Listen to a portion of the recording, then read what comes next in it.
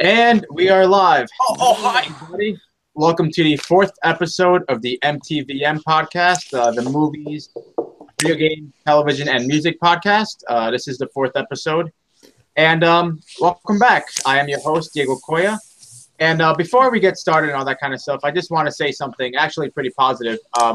So today's November 22nd, right? My first podcast was on April 22nd, which means it's been 7 months since I actually uploaded the first podcast on my YouTube channel. And I got to say, since then, I have gained 50 more subscribers. And that means a whole lot to me. So I'm starting off the video with a really big thank you to all who've been watching, all who subscribed, all the people who've been watching my podcast on a weekly basis, who anticipates the show and who, continues to, support the channel and all that kind of stuff. It really does mean a lot. It means more than words can express. So I want to take a moment to thank you all very much dearly. So I want to start off the podcast in that kind of way. So yeah, I'm your host, and today we'll be talking about more stuff. And with me are my two co-hosts for this podcast. Any one of you guys can go. Hey, what's up, you guys? Film Fan 0599 here again. And we're back with episode number four of the MTVM Podcast. I love doing this show. I know we've only been doing 4 episodes, but these have been, the last 3 episodes have been great. So hopefully this is another great installment. So let's have some fun and let's discuss the things that we love. Definitely. Yep. Okay. And I'm Andrew. I love talking about movies. So I love doing the other podcast, but I love this podcast like a little bit more because I also love talking about television and video games and music because they're also stuff I'm very passionate about. So I also, even though we're on our 4th episode, it's been great so far. Here's hoping to another great episode and to more great episodes in the future.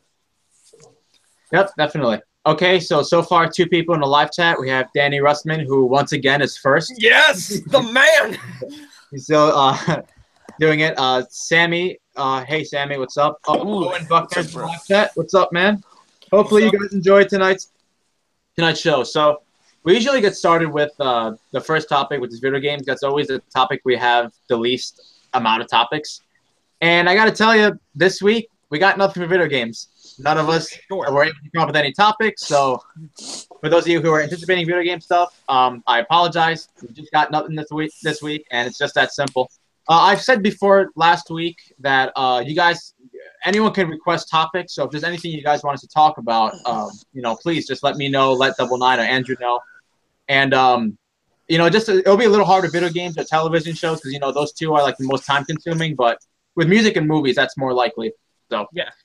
All right, so no video games topics this week, unfortunately. So we're just going to get right away with music. Now, we're just getting started off right away with music. So, okay, so in terms of music, I don't have a topic for this, and I'll tell you why. Eminem's album, just never came out.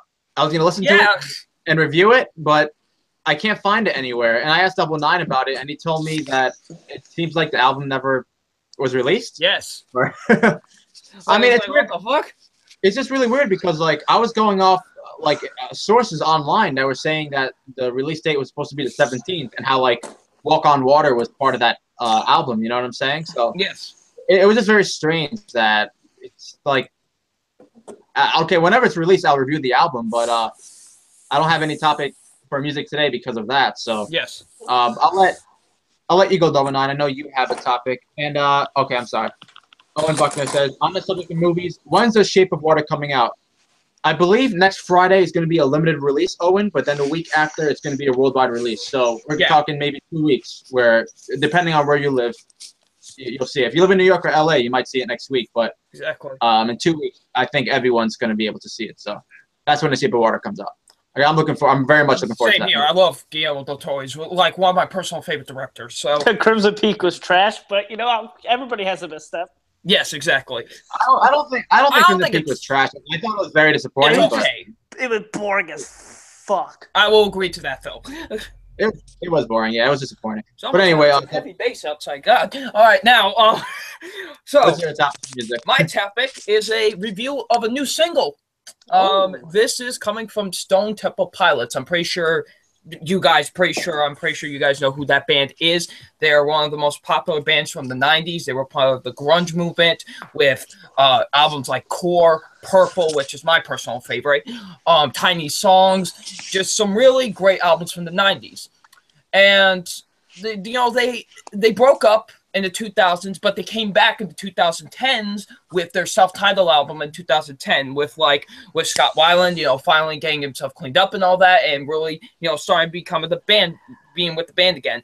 Unfortunately, his old ways were coming back to him, and he really wasn't being active with the band. He was kind of really not doing so well with the band, so he wasn't with them for a while. And then, of course, unfortunately, he passed away in 2015, which is really sad because I like Scott Weiland a lot. I thought he was a really great vocalist and really brought a lot to the table with that band. So now they had to look for a new lead singer. And originally people thought that Chester Bennington of Linkin Park was going to be the new lead singer because, I don't know if you guys know this, but there's actually an EP out there with Chester Bennington as the lead singer of Stone Temple Pilots. It's really great. I highly recommend it. He really fits really well with the band. But unfortunately, he passed away too. So it's like, all right, who's going to be the new lead singer? And they got Jeff Gutt from, he was an X Factor contestant on the U.S. Version of the X Factor. And they dropped a new single called Meadow, which is, I was really anticipating because, even though, yes, are they not going to recapture the same magical like they did with Scott Weiland? Absolutely not. But, I'm always open to a band trying new things and with the new lead singer. Unfortunately, I thought the single was kind of decent. Like, it's not bad. It's not, unlistenable or anything. It's just, I feel like they're not finding their footing yet. Which is fine, you got to get adjusted to a new lead singer and all that, but it's just, not just him. It's not, Jeff Gutt's all his fault. I think his vocals are fine on the song. He does an okay job. Just, I really felt also the rest of the band weren't really bringing it all, which, I felt like the bassist, who actually is a really great bassist, I don't know, he really wasn't bringing it on this song, and just a lot of the band really, to me, weren't bringing it. It's just, kind of the lyrics are fine, the tone of the song is just okay. It's just a fine song. I really don't see myself coming back to it all that much, but hopefully if they do release a new album, hopefully it's a lot better, and I do want them to succeed because, like I said, they're one of my favorite bands of all time. If I did top 20, I think they would just barely make it in there. And they're really great. I listen to their music a lot, so hopefully I do want them to succeed. I do want Jeff Gutt to be a really great frontman for this band and be a really good replacement. So I do want this band, like I said, to succeed, and hopefully whatever they release next is a lot better. But overall, I just think this song is just kind of, So I give it a 2.5 out of 5. It's fine. It's fine. It's not unlistenable or anything, but at the same time, it's just kind of boring. So yeah. What's the name of the single again? Meadow, I believe that's what it's called. Okay, I'll actually give that a listen because I have not heard that song yet. Yes. MC Deadpool. MC Deadpool is online. So is Justin Williams. Hey guys. How you guys doing? How you doing? What's up? Yeah, that's really all I gotta say about that topic. I really, like I said, really hope this band succeeds with this new lead singer, and I do want them to, do some great things with this. So yeah, hopefully that turns out well. But overall, I just thought this single was kind of disappointing, and I wanted something much better from them.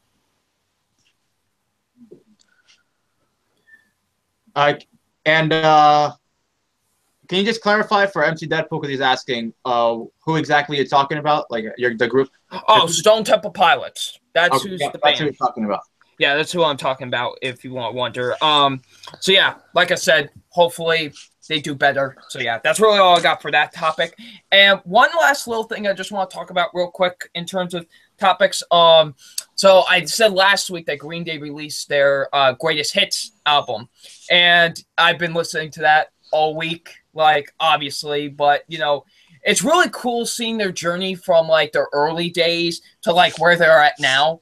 It's a very interesting listen because their sound really does change with each album. So it's very cool to see their evolution with that and all of that. So yeah, their new song Back in the USA, really great. I really love that song a lot. And yeah, so just want to talk about that real quick. So, yeah. So that's all I got for music. Okay, and you, Andrew? I just want to say real quick, Dookie is one of my favorite words, and I got to thank Green Day for that. Yes. I got something to talk about. Recently, a few days ago, Malcolm Young died. And for those who don't know who Malcolm Young is, he was the rhythm guitarist and co-founder of my favorite band of all time, AC/DC. Now, he had dementia. He was diagnosed, I believe, in 2014. And unfortunately, because of that, he had to retire. And, his nephew, Stevie Young, took over. So he's the new rhythm guitarist. But, he unfortunately passed away after, a couple years with dementia. And I just want to talk about Malcolm Young and about him and how he's impacted my life. Like I said, AC/DC is my favorite band of all time. And I personally think that Malcolm Young is one of the best, if not the best, rhythm guitarist of all time. Some of his riffs in songs are just some of the best of all time. And I really love AC/DC because of their guitar. I think Angus and Malcolm Young are both fantastic guitarists, some of the best of all time. Mm-hmm. I personally think Angus is personally my favorite, but, Malcolm isn't too close behind. One of my favorite parts to play, I love playing, the solo in Back in Black, but I really love playing the, rhythm part of Back in Black, which was played by, Malcolm Young. And, I just wanted to, say without Malcolm Young, without AC/DC, I would never have picked up a guitar. I wanted to be like Angus and Malcolm when I was younger. I wanted to be just as good as them. I still want to be just as good as them. If I could be, even a quarter as good as them, I'll be happy because that's how great they are. It's unfortunate. My, heart goes out to, Angus and the family and to, all the other fans like me who really looked up to Malcolm and really appreciated what Malcolm did. But, he was sick. It's good that he doesn't have to suffer. And, I'm really happy because 104.3 has been playing a lot of AC/DC recently.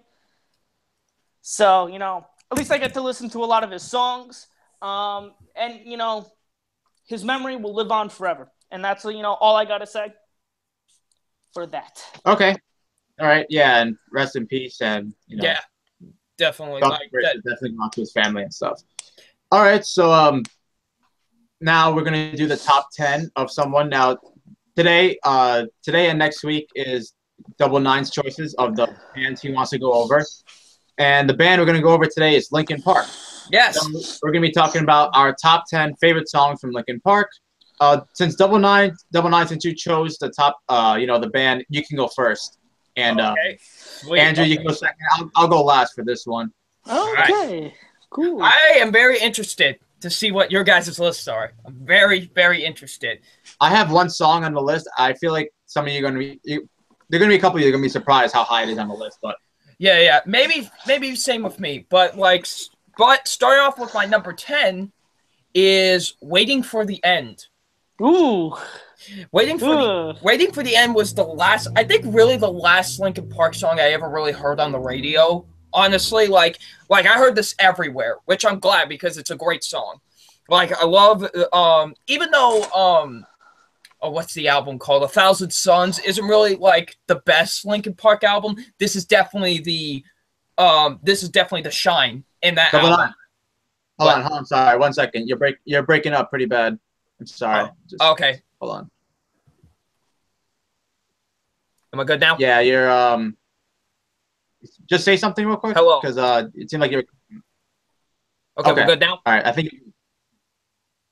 think so. Okay. Let me talk a little bit more. Maybe we'll see. Okay.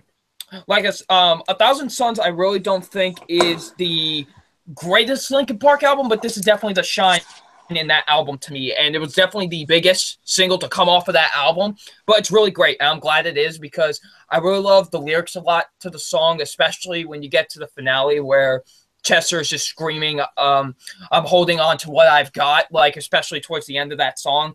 It's really fantastic. I could really love that song a lot. It's definitely the song I come back to the most off of 1,000 Suns. And it was great to also hear the song everywhere as well. Because, you know, bands like Linkin Park really don't get played all that much on the radio anymore. So it's like, it was great to hear that song, not just on like a rock station, but like on every station as well. So yeah, Waiting for the End is my number 10. Awesome. Okay, Andrew, what's your number 10? My number 10 is By Myself. Yes. Yeah, no, this is a really, really good song. I mean, there's a lot of really good songs. And, you know, one thing I've noticed, because, you know, you want to listen to a lot of their songs so I can get a definitive list, kind of what I've been doing for the past two.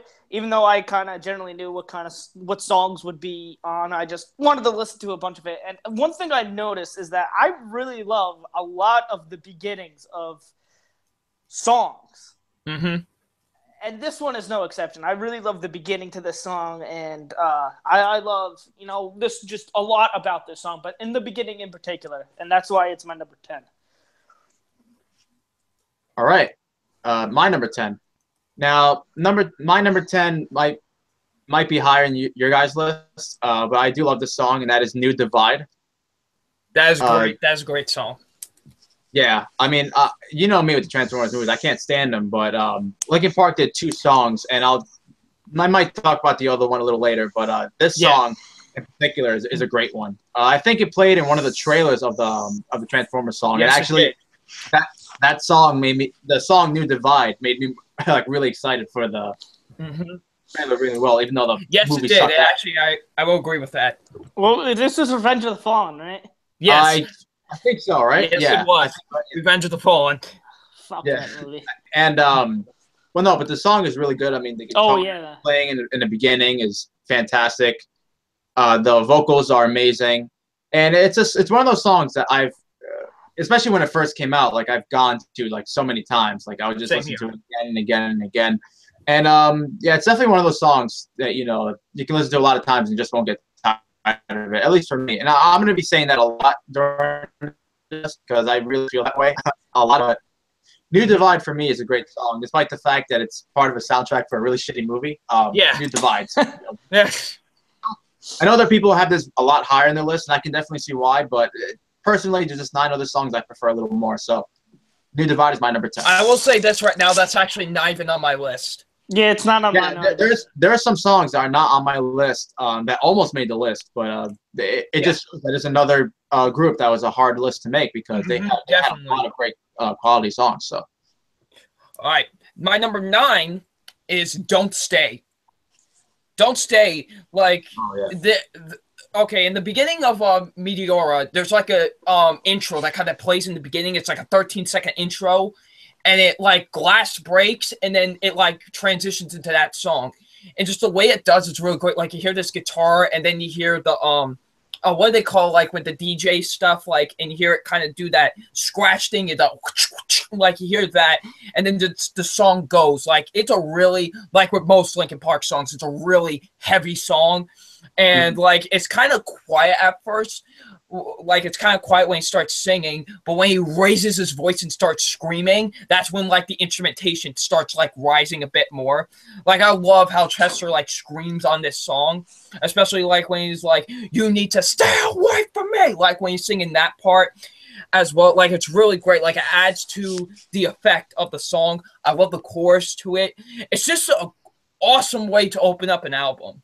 Like, it's definitely one of their best album openers. Like, seriously, like, if you want to get your point across with an album, like, start off really well, this is how you do it. Like, Don't Stay is phenomenal. I love Don't Stay. It's definitely one of my all-time favorite Linkin Park songs. Obviously, it's on my list, but it's great. Like, if you've never listened to this song, you need to, because it's quite fantastic. So, yeah, that's my number 9, Don't Stay. All right, Andrew, what's your number 9? My number 9 is Paper Cut. I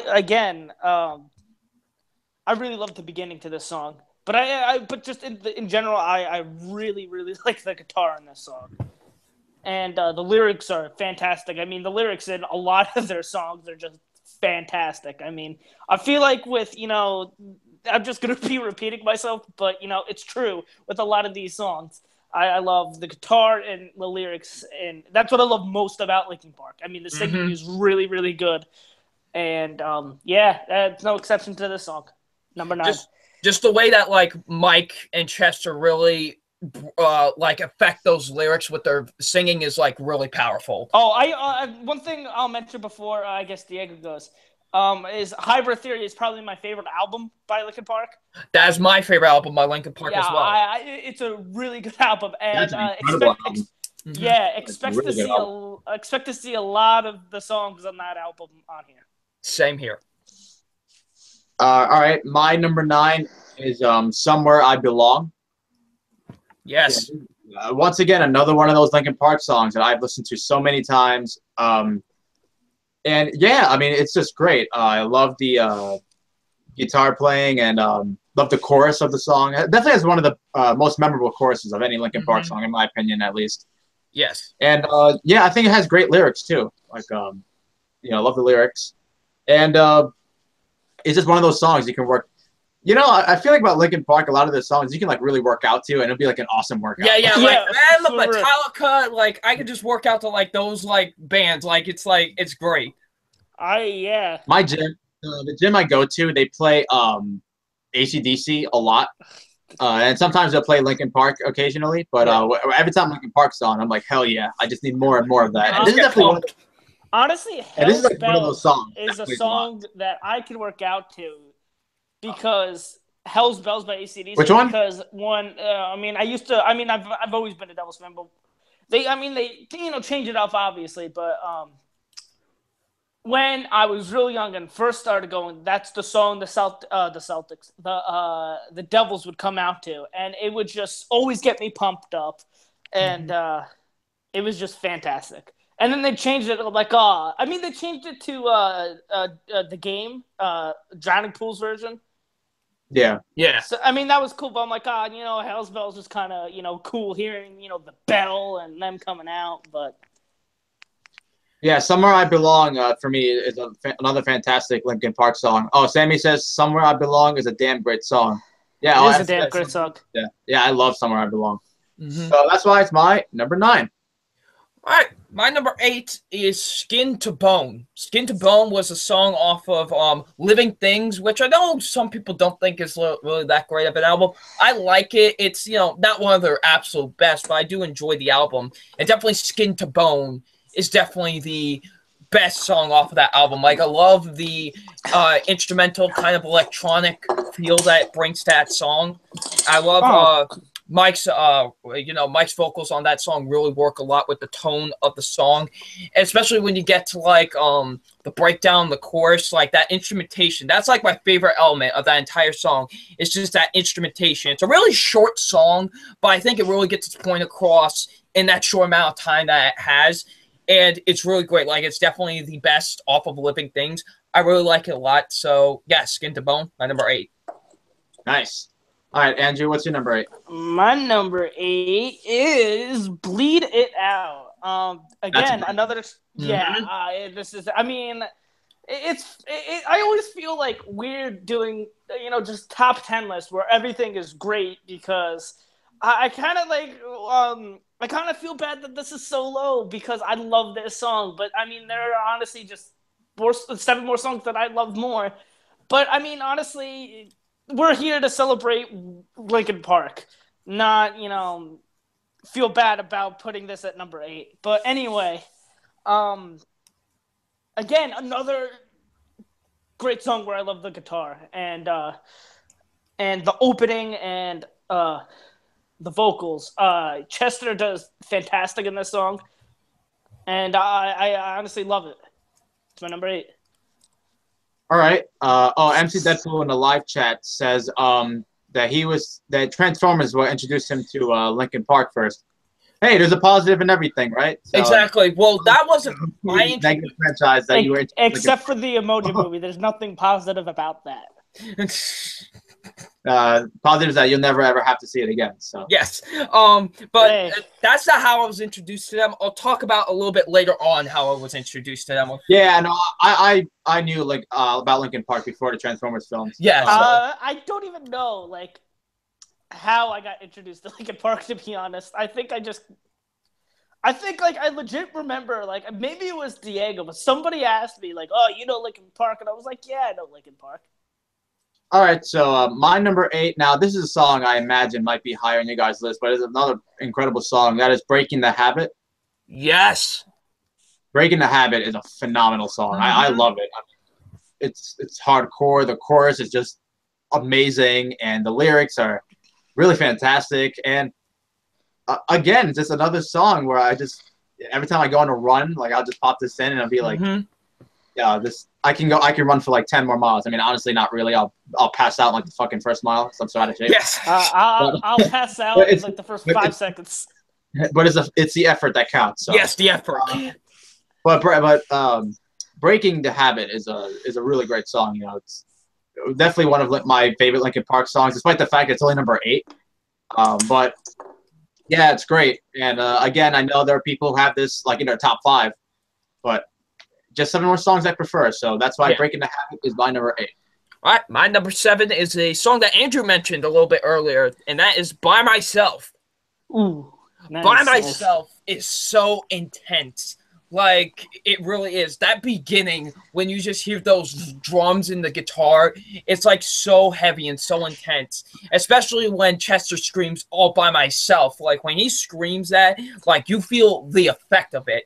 Like, it really is. Like, it kind of quiets down when Mike starts singing, whatever. But once Chester comes in, just everything just goes hardcore raging. And it's fantastic. It's definitely one of my favorites off of Hybrid Theory. It's really great. Like, I really love the song a lot. If I just feel, like, angry and pissed off, I just immediately put on this song. Because this is just one of those songs you put on whenever you just kind of feel that anger. So, yeah, "By Myself," fantastic song. Comes as my number 7. All right. And you, Andrew? Hey, my number 7 is "Faint." I love the lyrics. I mean, I love the lyrics in all of these 10 songs, but especially this one. I love the lyrics. I love the chorus in this song. It's just amazing. The singing in this is really good. And again, the guitar in the beginning, I feel like I'm repeating myself, but like, I mean, it's true what I'm saying. You know, the guitar, everything. I mean, everything about the song is great. But especially, I really love the chorus. This is a song that I could just, you know, put on in my car, just put on and, you know, listen to, and, you know, I'll listen to it like 3 or 4 times on repeat because that's how much I like this song. All right, my number 7 is "Crawling."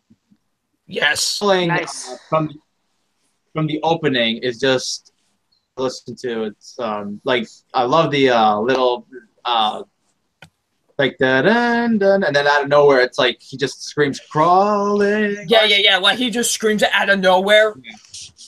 Yeah, and it's a great song. Honestly, it's definitely one of. I know it's one of the most famous songs, but there's a reason. There's a reason for it. It's because it's just a fucking song. He tried. So yeah, the "Crawling" is a really good song. Great music, great singing.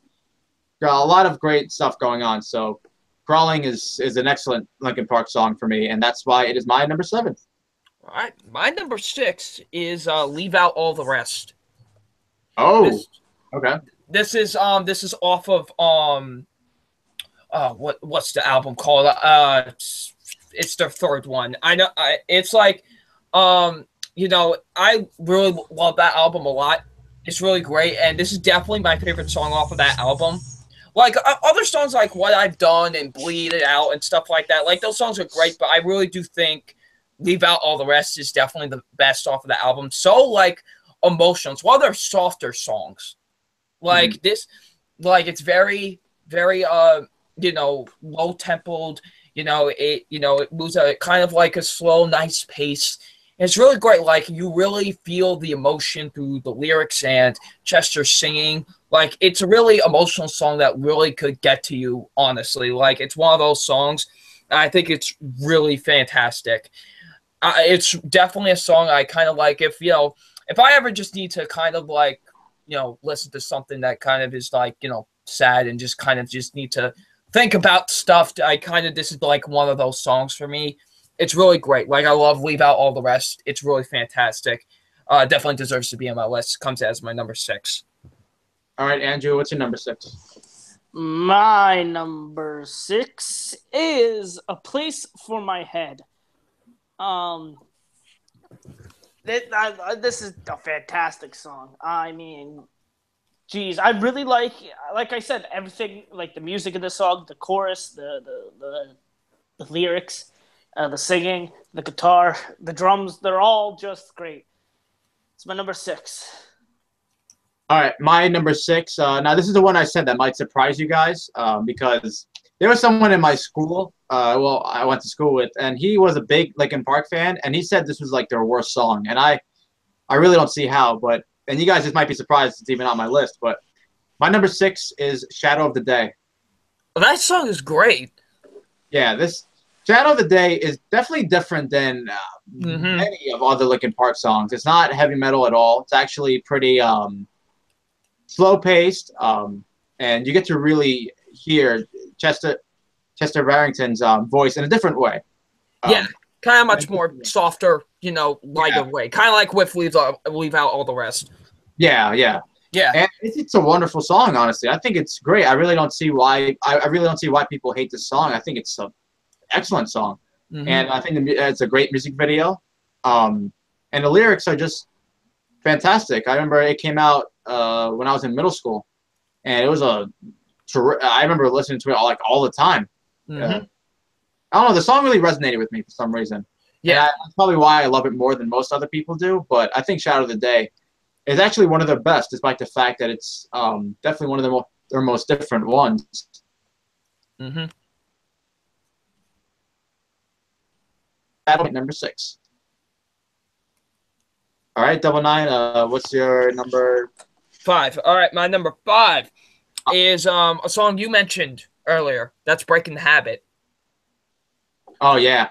Breaking the Habit is like one of those songs because I've always liked the song, but for some reason this year I really started listening to it more and pay attention to it more. It made me appreciate the song a lot more. It's definitely one of the songs I come back to the most now.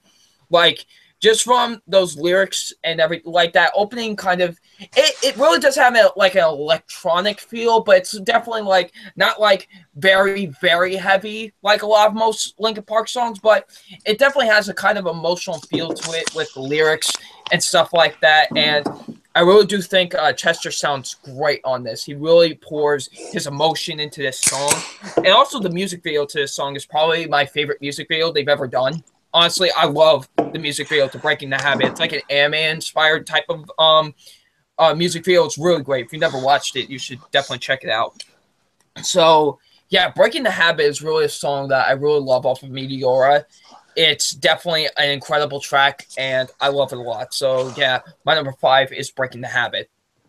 Okay, so before I let Andrew go, Owen Buckner in the live chat asked, he says, Shadow of the Day is fantastic. It would go along really well with the movie The Little Prince. Have you seen that movie? It's quite good. That's the Netflix animated film, right? The Little Prince? Yeah, I think so. Yeah, I have not seen that. I've heard great things, though, but I've not seen that movie yet, unfortunately. So, all right, Andrew, what is your number 5? My number 5 is What I've Done. I believe you mentioned the song, right, Diego? I mentioned New Divide. No, I mentioned this song when I was talking about the album that I was on. Oh, okay, it shows how much I pay attention. No, but I love this song. It's, I mean, like I said, I love all 10 of these songs, but I mean, these next 5 are just, more than great. I really like Chester in this song, especially. I think, his singing in it is really, really powerful in this. In this song, again, I really love the beginning to the song. If there was a band that I could say, is probably top 5, and beginning a song, it's definitely Linkin Park, and I think this song shows why. Mm-hmm. Yeah. All right. My number 5 is a song Andrew mentioned. Is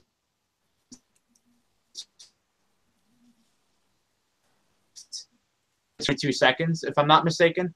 But still, even then, it's just great to listen to from start to finish. Yeah. Very fast paced. Like the music in the end, the music in the beginning, it's like really fast paced, and like you hear the drums, and then like the guitar just rocks in. You're like, hell yeah, I am invested. Yes.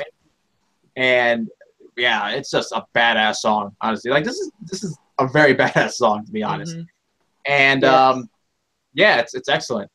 It's in my top 5 Linkin Park songs for a reason, and the reason being is that it's just a goddamn great song by Linkin Park. Once again, so that's why Faint is my number 5. All right, my number 4 is a song. This and another song that I'm going to mention a little bit earlier were like the 2 songs that really got me into them. My number 4 is In the End. Ooh. In the End this is the band's most popular song. Everyone knows this song. Yeah, that's easily the most popular song. Yeah. Everyone knows this song. Like, even if someone isn't a Linkin Park fan, they know this song. Like, exactly. They know this song. Like, this is, and for good reason. Like, this song is so great. Like, when you hear that keyboard in the beginning of the song, and then you hear it starts with and one thing, and then you hear Mike start rapping and stuff like that. Like, I love his rapping on this. It's really great. It really fits with the tone of the song. And then, of course, that chorus that I can remember every line to. Like, it's one of those rare songs I can remember every line to the chorus. Like, it's so great. Like, it really is. It's a song that I heard so much back in the day. Like, back in, 2003, that's when I heard, this song on repeat, on radio stations and stuff like that. Everyone in, my elementary school, loved this song. They loved Linkin Park and stuff like that, and this was the song everyone talked about. And for good reason. This is their most popular song for a good reason, and I love it so, so much. So, yeah, that's my number 4, In the End. All right, Andrew, what's your number 4? My number 4 is One Step Closer. Man, I really wanted this to be in my top 3. That's how much I love this song, but my next 3 songs, I just love just a tiny bit more. The guitar in this is fan-fucking-tastic. It's some of the best guitar ever, I think. I love the riffs in it, and it gets me so pumped up, and I love it, and the chorus in this is amazing. I really love the chorus in this, and even just the lyrics in general are just, I love them, and I love I believe there's some rapping in this, and that's great. And yeah, no, it's my number 4. I really wish it was my number 3, but it has to be my number 4 because I love my next 3 just even more. Okay, my number 4 is What I've Done. This is my favorite Linkin Park song that involves the Transformers easily. Yeah. This is a great song. The piano playing in the beginning and the guitar and how everything is just incorporated is perfect, honestly. Yes. And the lyrics are great. And yeah, it's just I believe this is another song I played in one of the Transformers trailers, right? Or no? It just played. No, I don't know if it played in the trailers, but I know it was played in the movie. Okay, well, yeah, that's probably the best part of that movie. Let's be honest. But no, it's a great song. While I'm making the list, I didn't realize how much I loved it. It's my number 4, and I'm like, wow, I actually think it's better than their songs. So for me, it's one of Linkin Park's very best songs. And it's because of not only how many times I listened to, but just how great of a song it is. From the lyrics, from the singing, and from the music. And yeah, What I've Done is just another fantastic song. So I know MC Deadpool said earlier that What I've Done is what got him introduced to Linkin Park. So basically because of Transformers. And You know, he can thank Transformers for that, even though, you know. Yeah. Are you laughing at me? The 2.5. No, I'm not. We're laughing No, at I'm talking about Diego. No, I'm not laughing. I'm just talking about Transformers and how bad it is. Yeah. But what I've done is my number 4. It's a great Linkin Park song. So. Yeah. Fantastic. Well, Andrew, you remember how you said you wished One Step Closer was your number 3? Yes, I do. But I guess your wish is going to somewhat come true because it's my number 3. It's my number 3 as well. Well, guess what? It wasn't my number 3 because, it was my number 4. Yes, but yeah, I'll join you for this one, Double Nine. So you can go first. All right, One Step Closer. This was the other song I was talking about that introduced me to Linkin Park.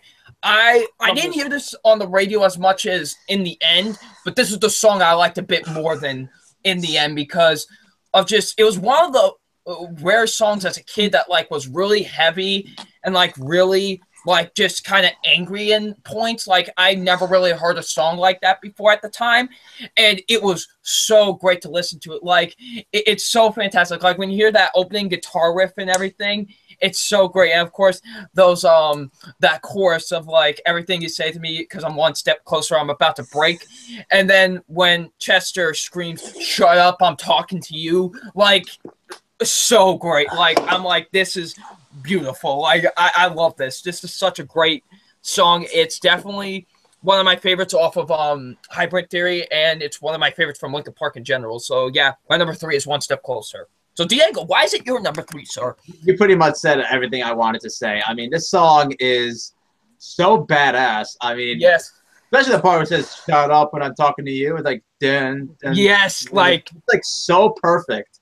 Mm-hmm. And no, it's just the song is crazy too. It's just the lead singer, his voice is just he's all over the place, but in a great way though. In a great way. He just yells and then it's he's so angry in the song, but it's just fucking awesome to listen to. Exactly. Yeah, and no, I mean you pretty much hit the nail on the head. Everything you wanted to say, I mean, I was gonna say, but no, it's definitely one of Linkin Park's very best songs. I mean, this is. Yeah, it's my number 3, and despite the fact that it's my number 3, only my number 3, I can definitely see how people can have this as number 1. Yeah, for sure.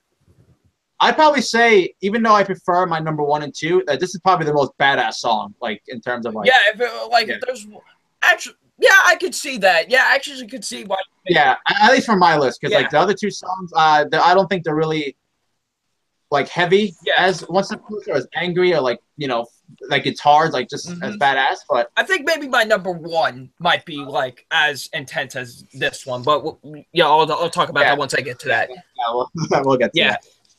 All right, Andrew, what's your number 3? My number 3 is "Numb."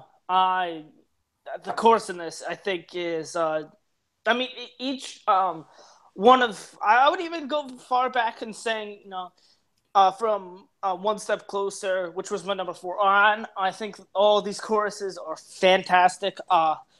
This chorus, I think the lyrics in this are just great. Mm-hmm. And I know Diego has a special place in his heart for Numb. Jesus. No, but honestly, this is a great song. I have not much to say about it because I've been saying, repeating myself, but just know that Numb is a great song, and it's my number 3. I will say this. The hardest song leaving off of this list was Numb. It's not on my list, unfortunately. It was the hardest song to leave off of this list because it means so much to me. I was thinking that might be number 1 too. That's all I guess. Yeah, but it's it was so hard leaving off the list. So I'll just but it's a great song. If someone puts this as their number 1, I understand 100%. Right. So yeah. Right. But my number 2 is actually a song off of Meteora, and it kind of comes it's almost the second to last one before Numb, and that's Nobody's Listening. Ooh. Nobody's Listening. I don't think I've ever heard of that song. Nobody's Listening is a song that it's this and my number 1 are their most underrated songs.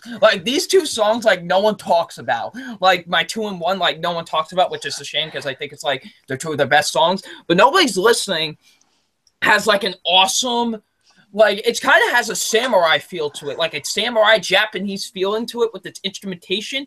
It's really weird, but it works with the song. Like I really love how like Mike raps on this song. Probably my favorite rapping he's ever done with the song, honestly. It's really great. And I love Chester's vocals once we get to the chorus of Nobody's Listening. He's like, when nobody's listening, when he's like singing that chorus, it's really fantastic. I really love Nobody's Listening a lot. It's definitely a song that I think really gets overlooked from Linkin Park, and it's definitely one of my favorites. So, yeah, Nobody's Listening, number 2. All right, Andrew, what is your number 2? All right, my number 2 is Waiting for the End. Again, the beginning to the song is fantastic. I love the lyrics in the song, especially the chorus. I love the beginning lyrics to this one, especially. I mean, I love the chorus, but the beginning lyrics to this song are just great. Actually, the first time I heard this song was in a cover on YouTube, and I was like, oh, this song is pretty good. So I, went to go find out who had made this song, and turns out it was Linkin Park, and it turns out it's one of my favorite Linkin Park songs. Only it's my second favorite. So it's a great song. My number 2. My number 2 is Numb. Yes. Numb is wow, a really excellent song. I mean, I was debating between my number 1 and number 2. Ultimately, I picked my number 1 for a specific reason. I'll get to it in a little bit. Yes. But Numb, honestly, from start to finish, I've said this before, but start to finish, I mean, it is phenomenal. And the chorus is amazing, the guitar, the piano, or the keyboard or whatever. Yeah. It's just a phenomenal song, honestly. It's really great. And yeah, I think Andrew pretty much hit the nail on the head with what he had to say about Numb. It's a great song. So that's why it's my number 2.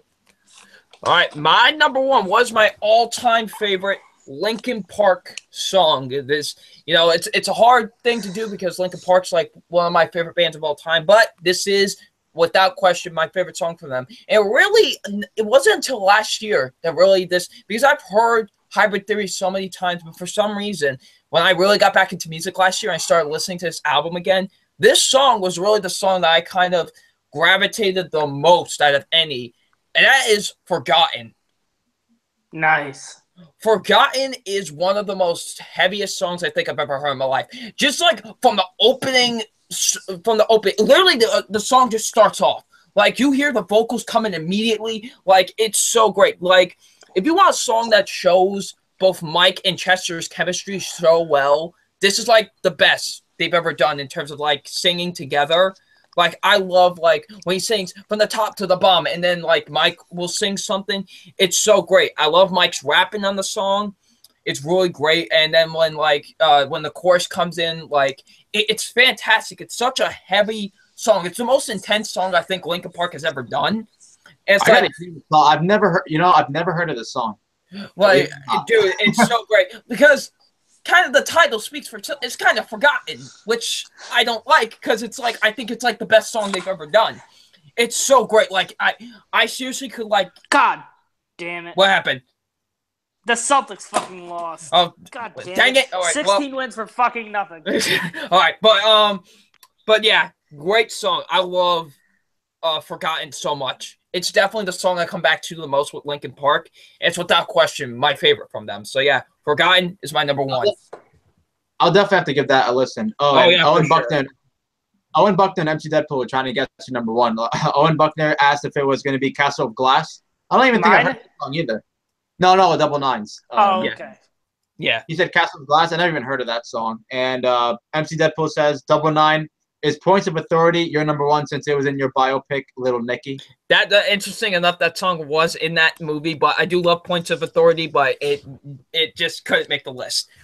Yeah, there are a bunch of songs that didn't make my list either. And I'm like, I can't believe they didn't make my top 10. Mm-hmm. But I feel like we said that for like the past 3 times you did this. Because all these people are talking Michael Jackson, now Linkin Park. It's like, fuck.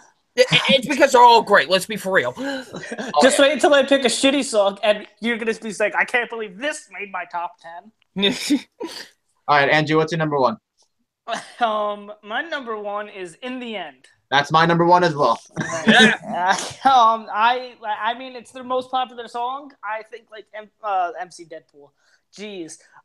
Double Nine said. I love the beginning piano to this. Oh yeah, hell yeah. It's and then the rapping in this. Rapping is awesome. Yeah, I love. I think I love the piano part and then immediately into the rapping, and like Double Nine said, the chorus in this is amazing. Everything about this song is amazing. I love this song. Easily my favorite chorus of any Linkin Park song for me. Yes. I love the chorus. It's so great. Yeah. Even though this isn't a Linkin Park song, I do love "Wake Me Up," and when they sing that I guess chorus-wise, involving a song with Linkin Park comes close, but obviously it doesn't count. That isn't a Linkin Park song. But anyway, I think this is easily the best. Just music, it's lyric-wise, it's the best. And just the chorus. But like I said, the main thing I love is, it's just one of those songs I hear, the first, and I go, oh, I know what's coming. And I'm so fucking hyped to listen to this song because this song is just so amazing and I love it. Another great thing, too, is that you can just listen to it while either you're working out or you're just doing homework. You can just be, like, doing anything and, like, you just feel a way about it, honestly. It's like one of those songs. Yeah, no, this is another Linkin Park is really good. I mean, I don't really work out because I'm a lazy fuck. But I agree with you. Linkin Park is instead of be working out to these songs, I go, oh, that'd be a nice song to listen to if I worked out. Oh, dude, if you ever do work out, Linkin Park is absolutely one of the bands you have to listen to while working out. The go-to, yes, one of the go-tos. Like it's like, yeah, I mean, it's like them, and Metallica. Like it's like the two most ones you gotta just go to. I would also assume that like Van Halen is also a good song to work out to. Yeah, probably, yeah. All right, Owen Buckner says Castle of Glass has a music video showing military soldiers in combat and informing families that their loved ones died protecting America. I gotta check this song out. I've never even heard of this song, surprisingly. Danny Westman says just one more thing about Linkin Park. Rest in peace, Chester Bennington. Yes, absolutely. Yes. Yeah, I was actually gonna say it's sad really what sad. happened to him. Yeah, that's the reason. That's honestly the reason why I wanted to pick Linkin Park as like my first. Besides that they're a great band, obviously I want to kind of pay tribute to Chester Bennington with talking about Linkin Park as my first one for their bands and stuff like that.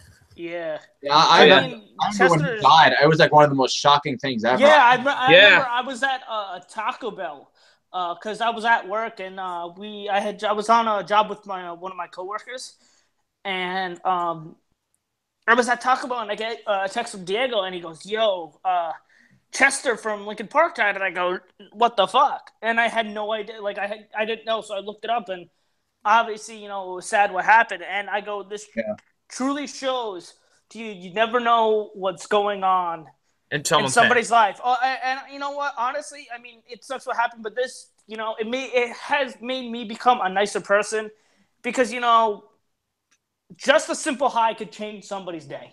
Yeah, definitely. Yeah. And you know what? I mean, it sucks what happened. And I feel like I have been nicer to people. Who knows? Maybe I think I'm nicer to people, but I'm just still a dick.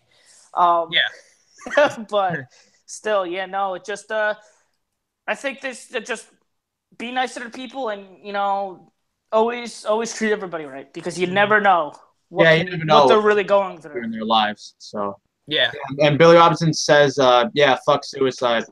Yeah, it's unfortunately one of the most how people die. It's like one of the highest causes. I used to like really like hate it, like because I really didn't like understand depression that much. But honestly, after Robin Williams died, I understood it. Like I looked like, not that I looked into it a little bit more, but I understood it a little bit more after he died. So I mean, yeah, I feel like there's always a way. Not that there's always it always is going to get better. Then again, I never had depression, so I wouldn't know. I don't know what it's like, but I still try my hardest to be nice to everybody that I can. Definitely, yeah. And if you want to see a show that really gets into the topic of suicide and all that kind of stuff, 13 Reasons Why was released this year, and I loved it, honestly. Yeah. I think it's a really good show, and that covers that topic pretty well. Yeah, pretty well. I honestly agree with that too. Yeah. Yeah. So, yeah, and just before we move on to television, if you ever have a problem with anything, please talk to someone. There's always someone. There's always someone willing to talk to you. Yeah. Yes. Absolutely. So yeah, once again, rest in peace to Chester Bennington, like Danny Russman said. And, my thoughts and prayers are still going out to his family. I mean, I can't even imagine the pain they're still going through. Yeah. And, just to everyone else who's going through a hard time. So, yeah. And, even though this is a topic about movies and all that kind of stuff, but you know what? It's okay to talk about this kind of stuff once in a while, Yeah, definitely. And we're all here for everybody. And, hey, in this community, at least I feel like it should be okay to talk about these kind of things. They're important. Important they're going on in the world. If you ever need someone to talk to, I'm always 100% willing to talk to somebody, Yeah, same here. Me too. Because I know that if I was in that situation and I would want to talk to somebody. So you know what? I want to be that somebody that, people can come to, for anything, Right. Yeah.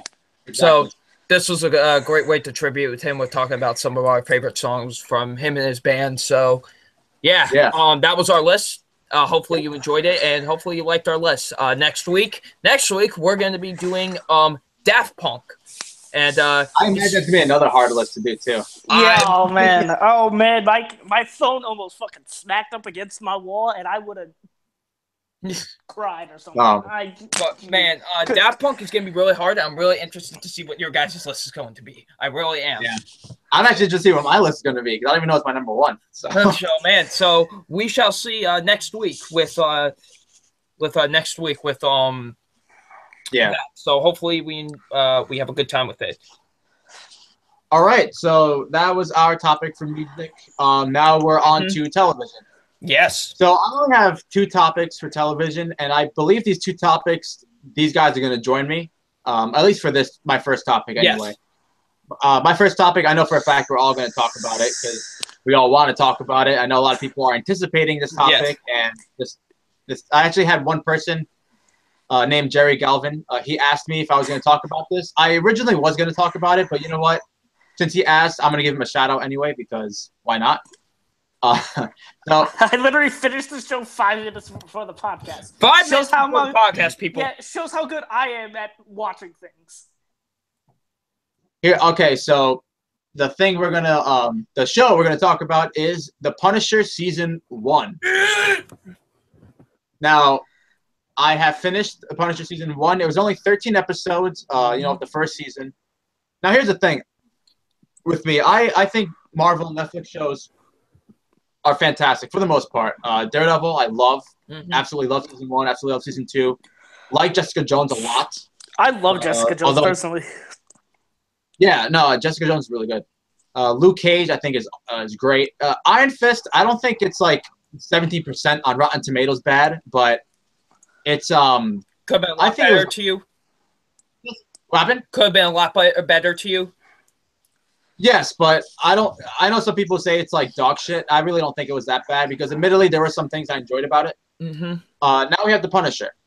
I was very excited for this because The Punisher was one of my absolute favorite aspects of Season 2 of Daredevil. So seeing Jon Bernthal getting his own show made me really excited. Honestly, it was like one of my most anticipated shows of the year. And I got to tell you, I love The Punisher. I really did. I think it's excellent. I really don't get the mixed reviews from Rotten Tomatoes, honestly. It has like a 62%. I don't get it. One of the things I saw was that it had a rocky start. I'm like, dude, the first episode kicked major ass. I'm like it started off so well. Man, this is going to be fun. Yes. Okay. So, No spoilers, please. Anyway, no spoilers. Yeah. We're not. Yeah. Oh, yeah. Definitely. A lot of people no spoilers, die. guys. No worries, no spoilers. Mm-hmm. But I will say there's so many great scenes in this first season. One of my favorites is just all I'll say is the way season one. Episode 1 concludes. How badass! Yes.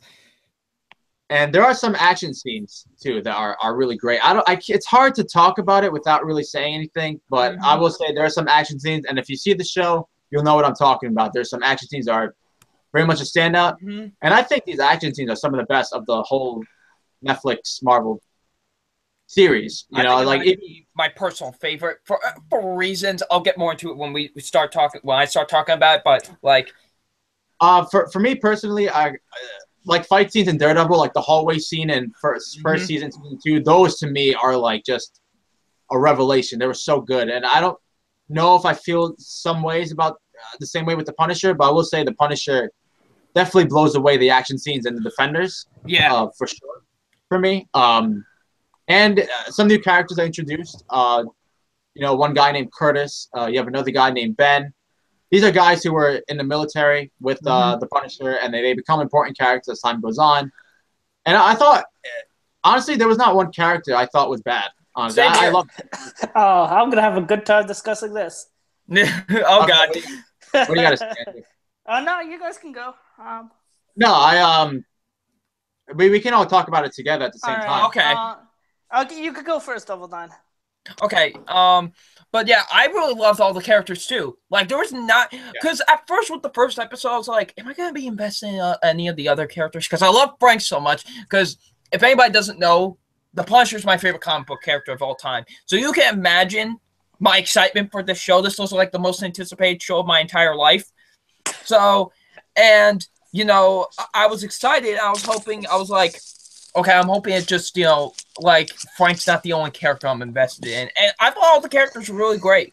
Like, I enjoyed all the characters. The villains were great. Like, I really enjoyed them a lot. They were actually some really good villains, honestly. Like, I like how grounded this show is. Like, it feels very realistic in some ways for the most part. Like, Sure. When Frank, Frank's like an indestructible Terminator machine. Okay, you can't kill this guy.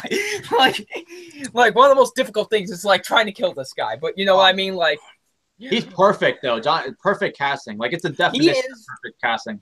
He is the Punisher. Like, he is this character. Like with Tom Holland as Spider-Man or like Gal Gadot as Wonder Woman. Like, this guy is the Punisher. It's like he was born to play this character. Yeah, and he's without question to me like the best interpretation we've had of this character. Oh, easily. And you know what? Thomas Jane, even though the movie wasn't great, Thomas Jane, I thought he was good. Yes. No, John Bernthal, like, he is the best, without question. Like, he just brings so much intensity to that role. Like, he really does. And he brings drama, emotion, everything that this character needs. He brings it to it. So, yeah, and like you were talking about the action sequences, there's one in particular. Now, not to spoil, of course, but it happens in episode 11. It was like the most glorious Punisher thing I think I've ever seen. Like, it was everything I could possibly have wanted. Like, I'm like, this is the Punisher, and I am loving it. You kill all those bastards. Like, literally, there were times I was actually cheering because that's just how much I love this character. And honestly, this is my favorite of the Netflix series. Now, maybe it's because I will admit, maybe because I love this character so much, maybe that's what puts his slight edge over Daredevil to me. But just everything about this was perfect. Like, I could have asked for a much more perfect Punisher series, especially coming from a fan of the character. Yeah. So yeah, that's all I have to really say about it. Oh yeah, also, this is not really a spoiler, but there's like a little joke. Punisher's talking to a kid. He has a Wu-Tang Clan shirt on, and he's like, I'm not into rap and all that, but Wu-Tang Clan, that's like that next level shit. Like, that line had me dying of laughter. So yeah, Punisher, fantastic series. Now, Andrew? What do you got to say? What I can say about this is I loved the last 3 episodes of this show. Okay. I did not like the first episode. I'll just get that out of the way. Okay. Everything else I just merely liked. I really did think the first episode was boring up until the last 15 minutes of the show, or any time John Bernthal was on screen. I mean, I get a lot of what you're saying and why you like it so much. But just for me, I did not really care for a lot of the side characters. Like Curtis, he's the one that has the PTSD, like really bad PTSD, right? Mm-hmm. No, Curtis is the one that has the missing leg. Okay, yeah, okay. I really like Curtis. Whoever was the one with PTSD, and why I'm not remembering his name, I don't know. Lewis? Yeah, okay, Lewis. I did not like Lewis. Okay. I really did not like him. He was probably my least favorite part of the show, to be honest. And I would say up until the last 5 minutes of the second to last episode, I did not like Madani. I thought she was just boring, and anytime she was on screen, it took me out of the show. And I didn't really like her acting for the most part. And I thought, it could have been pretty much played by anybody. And I just thought her acting was a little bit wooden. Will say, like I said, and then the last 5 minutes of the 12th episode happened, and I kind of started to like her. So I kind of like her, but I'm not fully, on the side of liking her. Yeah. I do agree. John Bernthal is perfect as the Punisher. And I will say this: the best parts were when Frank Castle or the Punisher was on screen. Mm-hmm. But anytime it was kind of somebody else, they were doing something else, I was kind of like, I just want to see the Punisher, But I will say this: I do like Lieberman a lot. I was very unsure. Yeah, he's great. He's a good character. I was very unsure with him on the beginning of the season, but as time progressed, I cared more about him, and I got more invested in him. And something happens, I believe, to him in the second episode, where I'm like, "Oh no, not Lieberman!" And I'm sure you guys know what I'm talking about. Yeah. And like honestly, that last episode, I'm like, this. I mean, John Bernthal deserves an Emmy, but I think the guy who played Lieberman also deserves an Emmy because I think both of them are just fantastic. I think Lieberman's a great, character. I love seeing, his arc and just seeing his character develop. I do also like the Lieberman family. I do really like his wife and kids, especially his wife. I thought they were good. The bad guys I thought were fine. I will say this, in like the first, I would say 2/3 of the season, I didn't care for them. And then, later on in the last third, I go, okay, these guys are pretty cool. But I do thought it was very, a little bit slow paced. It did take me a while to get into it. And like I said, I legitimately finished this 5 minutes before this podcast started. And I think a lot of it had to do was I legitimately watched the first episode on that Friday, and I was just kind of so out of it and bored by it. I'm like, okay, I'd rather play, Battlefront 2 or something. And then, I didn't watch the second episode until Saturday. And then I go, okay, I'm going to watch the second episode. I'm going to watch a lot of Punisher. And then I watch the second episode. I go, all right, time to play some Xbox again. And the same thing happened Sunday. And then, the same thing happened Monday. And then Tuesday, I got the text, oh, we're doing the podcast tomorrow at 9:30. All right, I guess I'll really start watching The Punisher. But up until then, that's when I really kind of got into it. But, yeah, I mean, I get why people love it so much. But, I mean, I could also understand why. I don't think it deserves a 62 on Rotten Tomatoes. But I do understand some of the complaints, as I have some of those complaints. I still do really enjoy the show. I do think it is better than The Defenders. Because I will say this, it did, by the end of it, I started loving it. And how I felt about it towards the end, or how it was towards the end was throughout the whole season, I do think it would be one of the best Netflix shows, or Netflix Marvel shows. Because, like I said, I loved the last 3 episodes. I think the last 3 episodes are fantastic. Yes. But other than that, I mean, the first episode is really the only episode that I hate. Other than the last 15 minutes, I could say are great in that too. But other than that, I merely like it. And man, like legitimately every time Madani or Lewis came on screen, I kind of groaned because I honestly really didn't like them all that much. I mean, like I said, Madani kind of grew on me towards the end, but Lewis, I just I thought this guy was overacting. And I didn't like where they were going with it. Yeah. But I still really like it for the most part, and I do want to see more, and would love to see where it goes from here because it did honestly, it really didn't end strong for me. It just didn't start off as strongly as I would have hoped. It's interesting what you say about Madani because I actually liked her character a lot. I thought the whole time that one of my few flaws with Luke Cage is Misty Knight. I thought she was such a retarded. It seemed like she's the smartest detective and she was fucking. I will say this. And I was watching Madani, and I'm like, Misty Knight should be taking notes from this girl. This girl is smart. Yeah. I will say this. A lot. I will say this. I mean, I can understand that, and I agree to that to a certain extent. But just for me, every time she was on screen, I was bored, and I was just bored by her character. I will say this: I do think Madani is better than Misty Knight. Like I really like as much as I'm saying. Like, I couldn't stand Misty Knight. Yeah, I couldn't stand Misty Knight either. But like seriously, like I said, like I do. Okay, I'll say this: I like Madani now. After watching the show fully, I like Madani, but I don't love Madani. I don't like her as much as you guys do. There was most of the show I did not like Madani, but like I said, towards the end, I like Madani now. But for the most of the show, I did not like Madani. Yeah. Oh yeah, and also, what do you guys think of Ben Barnes as Billy Russo? Oh, he was my favorite. He was my favorite supporting character. Oh yeah, same here. I like Billy Russo a lot. But like I said, he was another character where I'm like, all right, yeah, he's fine. I think they could do better with him. But towards the end, I ended up loving Billy Russo. Yeah, I thought he was really good. I can't remember the name with the guy with the one eye. Rollins. Rollins. What other movie did he looks so familiar. I know, right? He looks so familiar. I need to look that up. I know he did another movie. He was another character where I'm like, all right, he's okay in the beginning, but like towards the end, I really like him. But I agree with you. I think Billy. I almost said Billy Rollins.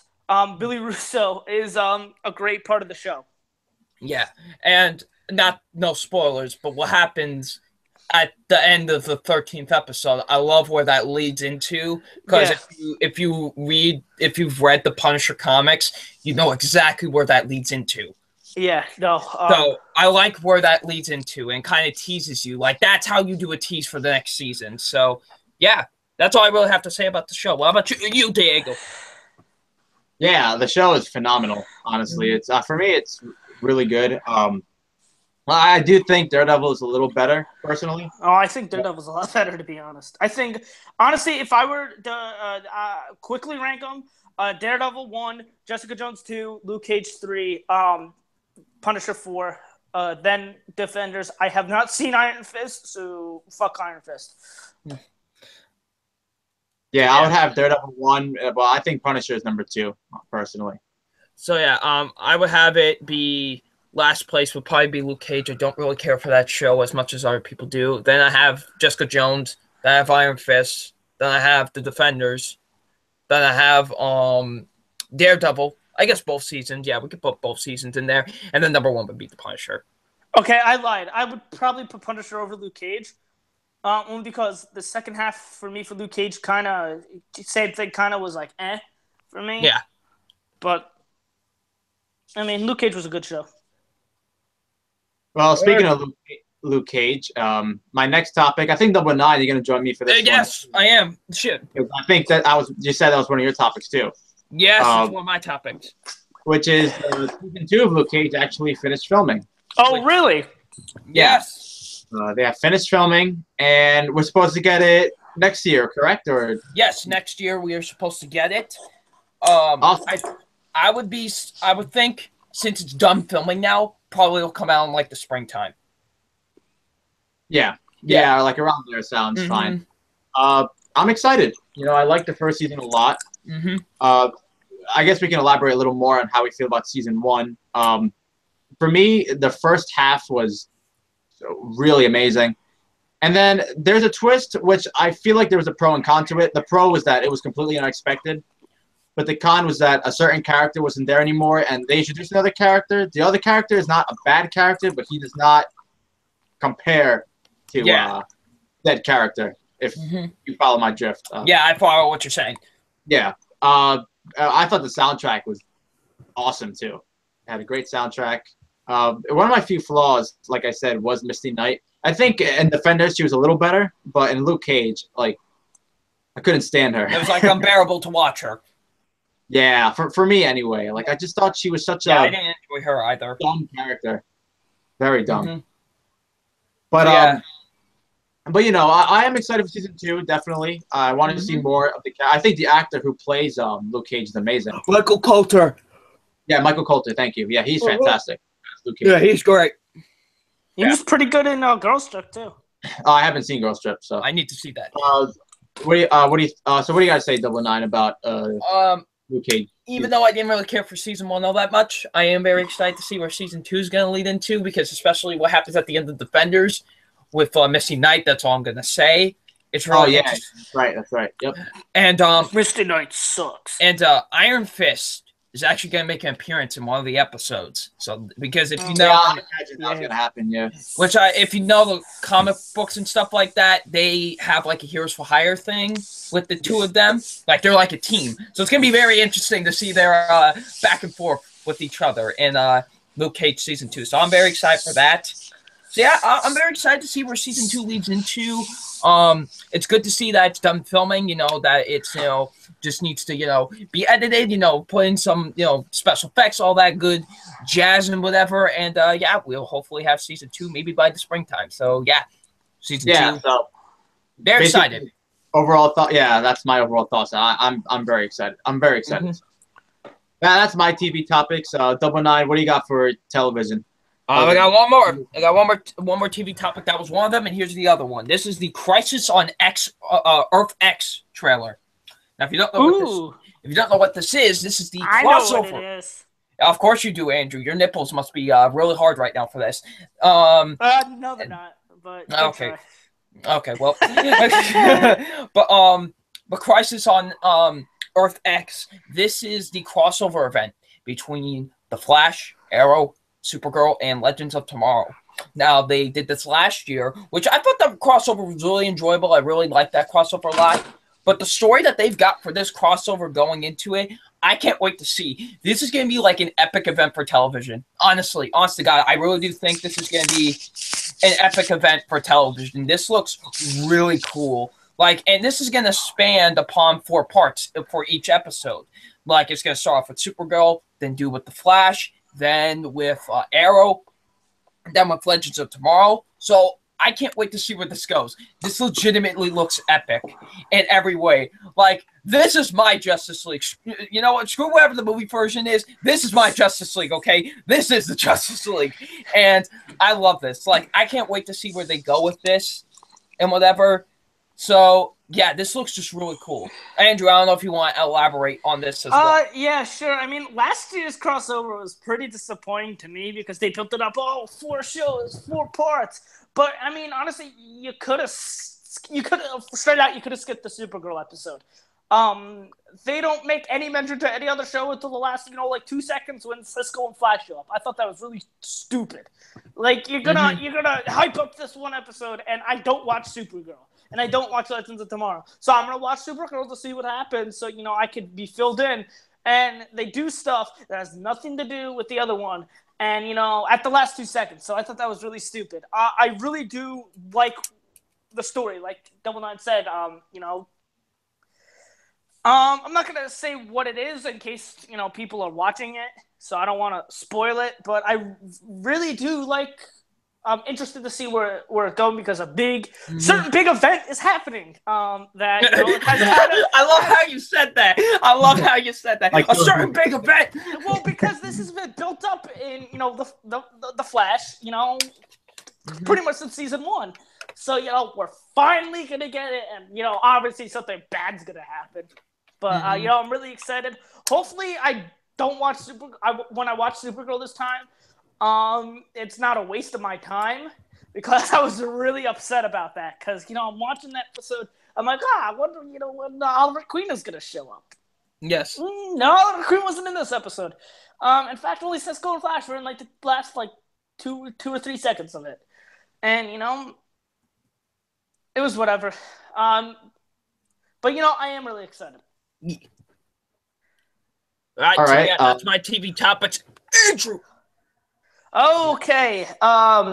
They're kind of 2 topics, I guess, but I'm gonna mash them into one just because I can.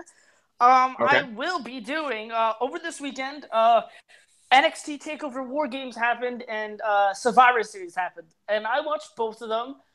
And I will be giving my thoughts on both shows. I will be going match by match, kind of rating the match. I'm going to start with NXT TakeOver War Games because that's what happened first. And the opening to NXT TakeOver War Games was Lars Sullivan versus Cassius Ohno. Now, I really like Cassius Ohno. I think he's a great wrestler, also known as Chris Hero in ROH and on the independent scene. I think he's great. His theme song is kind of stupid, but I love it. I love his theme song. It's stupid, but I'm like, man, I love it. Oh, no. Lars Sullivan, I don't know how I feel about him just yet. This is the first time I have seen Lars Sullivan. I really want Cassius Ohno to win. I hope that they're not wasting Cassius Ohno because like I said, I really like Cassius Ohno. And I really hope they do more with Cassius Ohno. Like I said, I will be going to take over Philly in January when it comes. So I'm really, Cassius Ohno is actually one of the people I really hoping I'll get to see. This was a solid opener. It was really short, to be honest. Cassius Ohno got a lot of offense. The offense, I was kind of worried it'd be like a squash match or something, or a little bit too one-sided. But I think Cassius Ohno got his all offense that he needed. Because his thing is he hits people with his forearm and it's nasty and it's hard hitting. But Lars Sullivan's a big dude, so I'm not really too worried. I'm not really too upset that Lars Sullivan won. I mean, he's kind of cool looking. He's cool, but I would give this about a 3 out of 5 stars. It was a solid opener, serviceable. Mm-hmm. Now, the next match was one that I was really particularly looking forward to. It was Aleister Black versus the Velveteen Dream. Now, Aleister Black, I think, is one of the best things going, not only in NXT and WWE right now. I love Aleister Black. Yes. And I will be honest, when I first heard about because for people who don't know who the Velveteen Dream is, he is Patrick Clark from Tough Enough from last year or 2 years ago when they did Tough Enough. And for those who don't know, what they did in this season of Tough Enough is they had the fans vote, which really was stupid because they legitimately voted the worst guy all the way to the end, which I didn't agree with. And Patrick Clark was actually the person who I wanted to win, and he ended up getting voted out way too early, and because he was great. So when I found out he was doing this Velveteen Dream thing, I was like, oh no, it's a stupid gimmick that's never going to get over. He's going to go into the main roster, and he's just going to be gone in 2 or 3 years. And honestly, after seeing what he has done leading up to this match and seeing this match, I will say there is hope for the Velveteen Dream. The best way I could describe him, I say he's a modern-day Goldust, but with sort of like a Prince. He's kind of he's Goldust and Prince mashed together. Mm-hmm. And his whole thing is, you're going to say my name, Aleister Black. And honestly, this match, not only was it the match of the night for me, it was the match of the weekend. I loved this match. There was some serious stuff, some funny stuff, just a lot of great moments. There was one move where, Aleister Black, it kind of looked like he was going for a Sister Abigail type move, but then, he kind of switched it and kind of DDT'd him or whatever it was. I don't even know what it was, but it was, I was shocked because I was like, what did I just see? It was so awesome. And like I said, the whole thing was the Velveteen Dream wanted Aleister Black to say his name, and Aleister Black is kind of like this character who's supposed to be this metal, dark character who really doesn't talk much. And At the Aleister Black ended up winning, and at the end he shows his respect by saying his name, and I thought that was just so awesome. I will give this match a 5 out of 5. I think this match, like I said, is the match of the weekend. I love this match. Don't be surprised. I wouldn't be surprised if it was on my top 10 matches of the year. Yep. The next match, oh boy, is the Fatal 4-Way match for the vacant women's title. Starring, it was Ember Moon versus Nikki Cross versus Cyrie Kane versus Peyton Royce. Now, the reason it was vacant is Asuka was holding it. She was very dominant, held it for over 500 days, which is unheard of it nowadays in the WWE. Mm-hmm. And she unfortunately had to vacate it, due to injury. She ended up moving up. So, yeah. The one person who ended up winning it is the one person I did not want to win. I really, really, really don't like Ember Moon. I think she's a very sloppy wrestler. I think her character is stupid. She's a terrible talker. I just don't like her. I think she is pretty much like Roman Reigns, where she got pushed too far, too fast. Personally speaking, I think it should have went to Peyton Royce. I think she is the best on the roster right now. I love what her and Billie Kay are doing. I love the iconic duo. So it should have went to Peyton Royce. I also really think if not Peyton Royce, it should have went to Nikki Cross because I love Nikki Cross. Kairi Sane, I really don't care about. I think she's kind of goofy. The whole Pirate Princess, I'm not into, but it's whatever. I'd rather see her win than Ember Moon because, like I said, I really, really don't like Ember Moon. Other than that, I mean, this was a boring match for me. I wasn't into it at all. It kind of had a tough job because it was right after the Velveteen Dream Aleister Black match. Like I said, I'm very disappointed in what happened. I think it's funny how Ember Moon, the only way she could win the title was because she, and for those who don't know, she injured Asuka accidentally in her match, which is why she had to vacate the title. So it's funny how she had to. She didn't do it intentionally, but like the person who held that she couldn't beat had to get injured for her to hold the title. I don't think she deserves it. I don't like her. I'm very disappointed with this. I give this a 2 out of 5. How many matches were in the event? This one was 5. Okay. The next one is the NXT Championship match. Drew McIntyre versus Andrade Cien Almas. I'm very surprised by the result, and I'm very happy with it. When Andre Almas first came on, I didn't really like him. I thought he was just a face, and it didn't work. And then he turned heel, and with a lot of cases, someone turns heel, and they're great. And I love Drew McIntyre. I was really kind of hoping Drew McIntyre would win because I want to see Drew McIntyre versus Adam Cole at Philly. But, I'm not mad that Almas won because I think he's great. I think it's a nice surprise. I'm really happy that he won. I give this a 4 out of 5 stars. Now, next is the very much anticipated War Games match. Now, the War Games match had not happened in 20 years since WCW. And it was the Undisputed Era versus Sanity versus the Authors of Pain and Roderick Strong. Who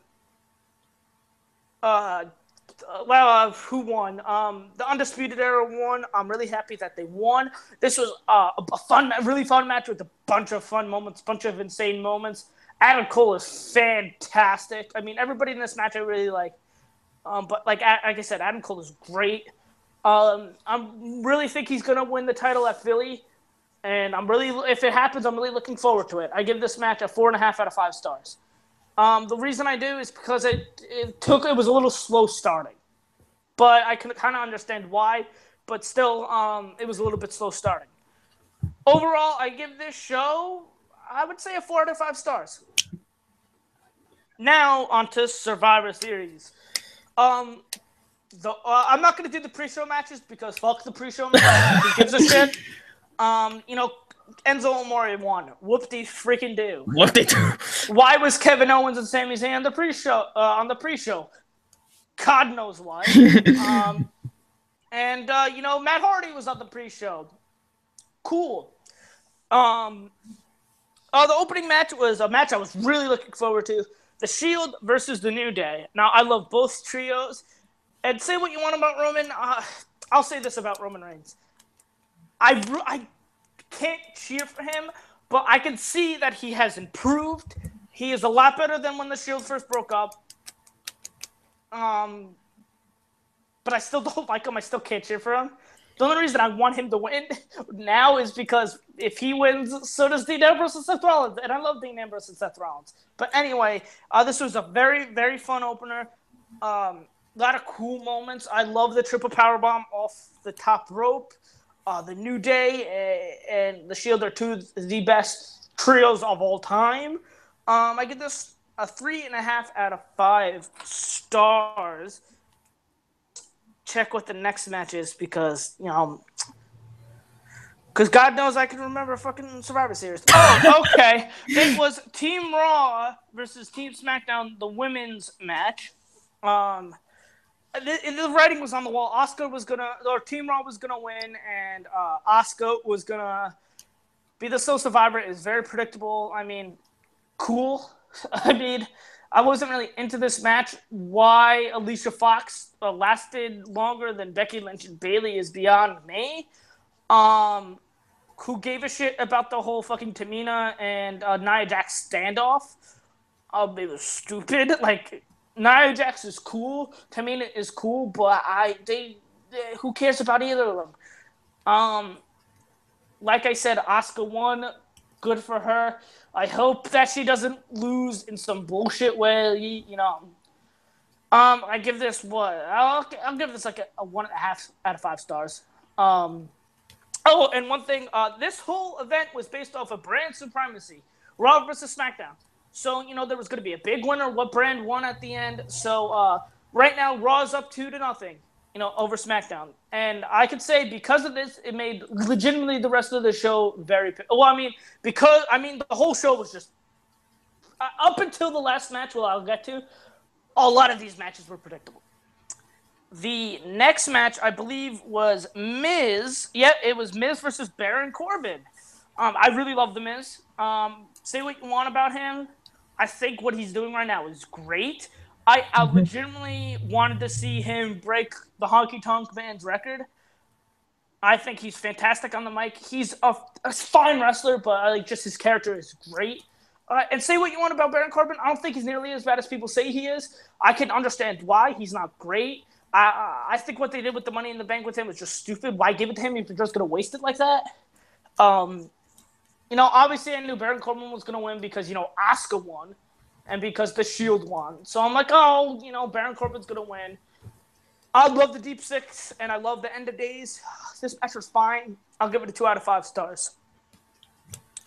The next match was the Usos versus The Bar. Cesaro and Sheamus. Now, I was really looking forward to this match as well because tag team matches as of late have been fantastic.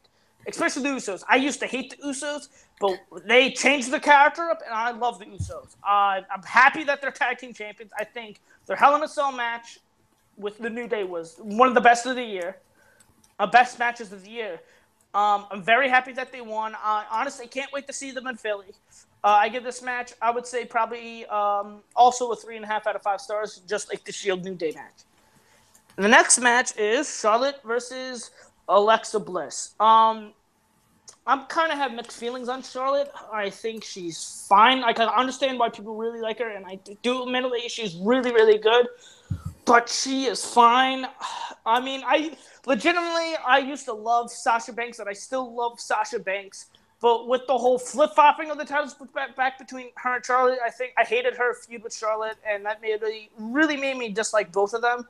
I think the best women in the whole division is Alexa Bliss. I wanted her to win. Charlotte won. She just won the title. Charlotte wins. I give this match a 2 out of 5 stars. Now, the next match is something I was kind of looking forward to, but I wasn't at the same time because I knew what the outcome was going to be.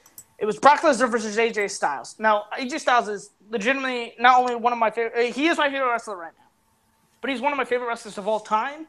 And I kind of have mixed feelings on Brock as well. I think he's really cool, and I can understand the whole part-timer thing. What I do have a problem with Brock is the way they have booked him ever since he lost to Goldberg last year at Survivor Series. I don't like the idea of him being a part-time champion because that, to me, makes me care about the championship even less. Especially with it being on Brock because they make it so predictable, especially in his matches at Great Balls of Fire, SummerSlam, and No Mercy, I believe he faced Braun Strowman. But this match was really good. I knew Brock was going to win, but I was really hoping AJ could get his offense in, and he did. This was easily the best match of the night. I would give this a 4 out of 5 stars. Now, SmackDown and Raw are tied at 3-3, so this next match decides who wins the whole time, who is the better brand. It is the Raw, Team Raw, the men's Team Raw versus the Team SmackDown match. Now, honestly, these two teams are some of the best teams I think we've ever seen. On the Raw side, you got, Kurt Angle as the captain. You got Samoa Joe, Finn Balor. You got Triple H and the monster among men, Braun Strowman, who is one of the hottest things in WWE right now. And on Team SmackDown, you got Shane McMahon, you got John Cena, you got Randy Orton, you got Shinsuke Nakamura, and you got the glorious Bobby Roode. Now, I will say this. There was no reason for Shane McMahon or John Cena to be in this match. I would have also taken out Randy Orton because I hate Randy Orton. I think he's garbage. I think he's one of the most overrated people to ever step inside that ring. He's just a lazy fucking wrestler, and I don't like him.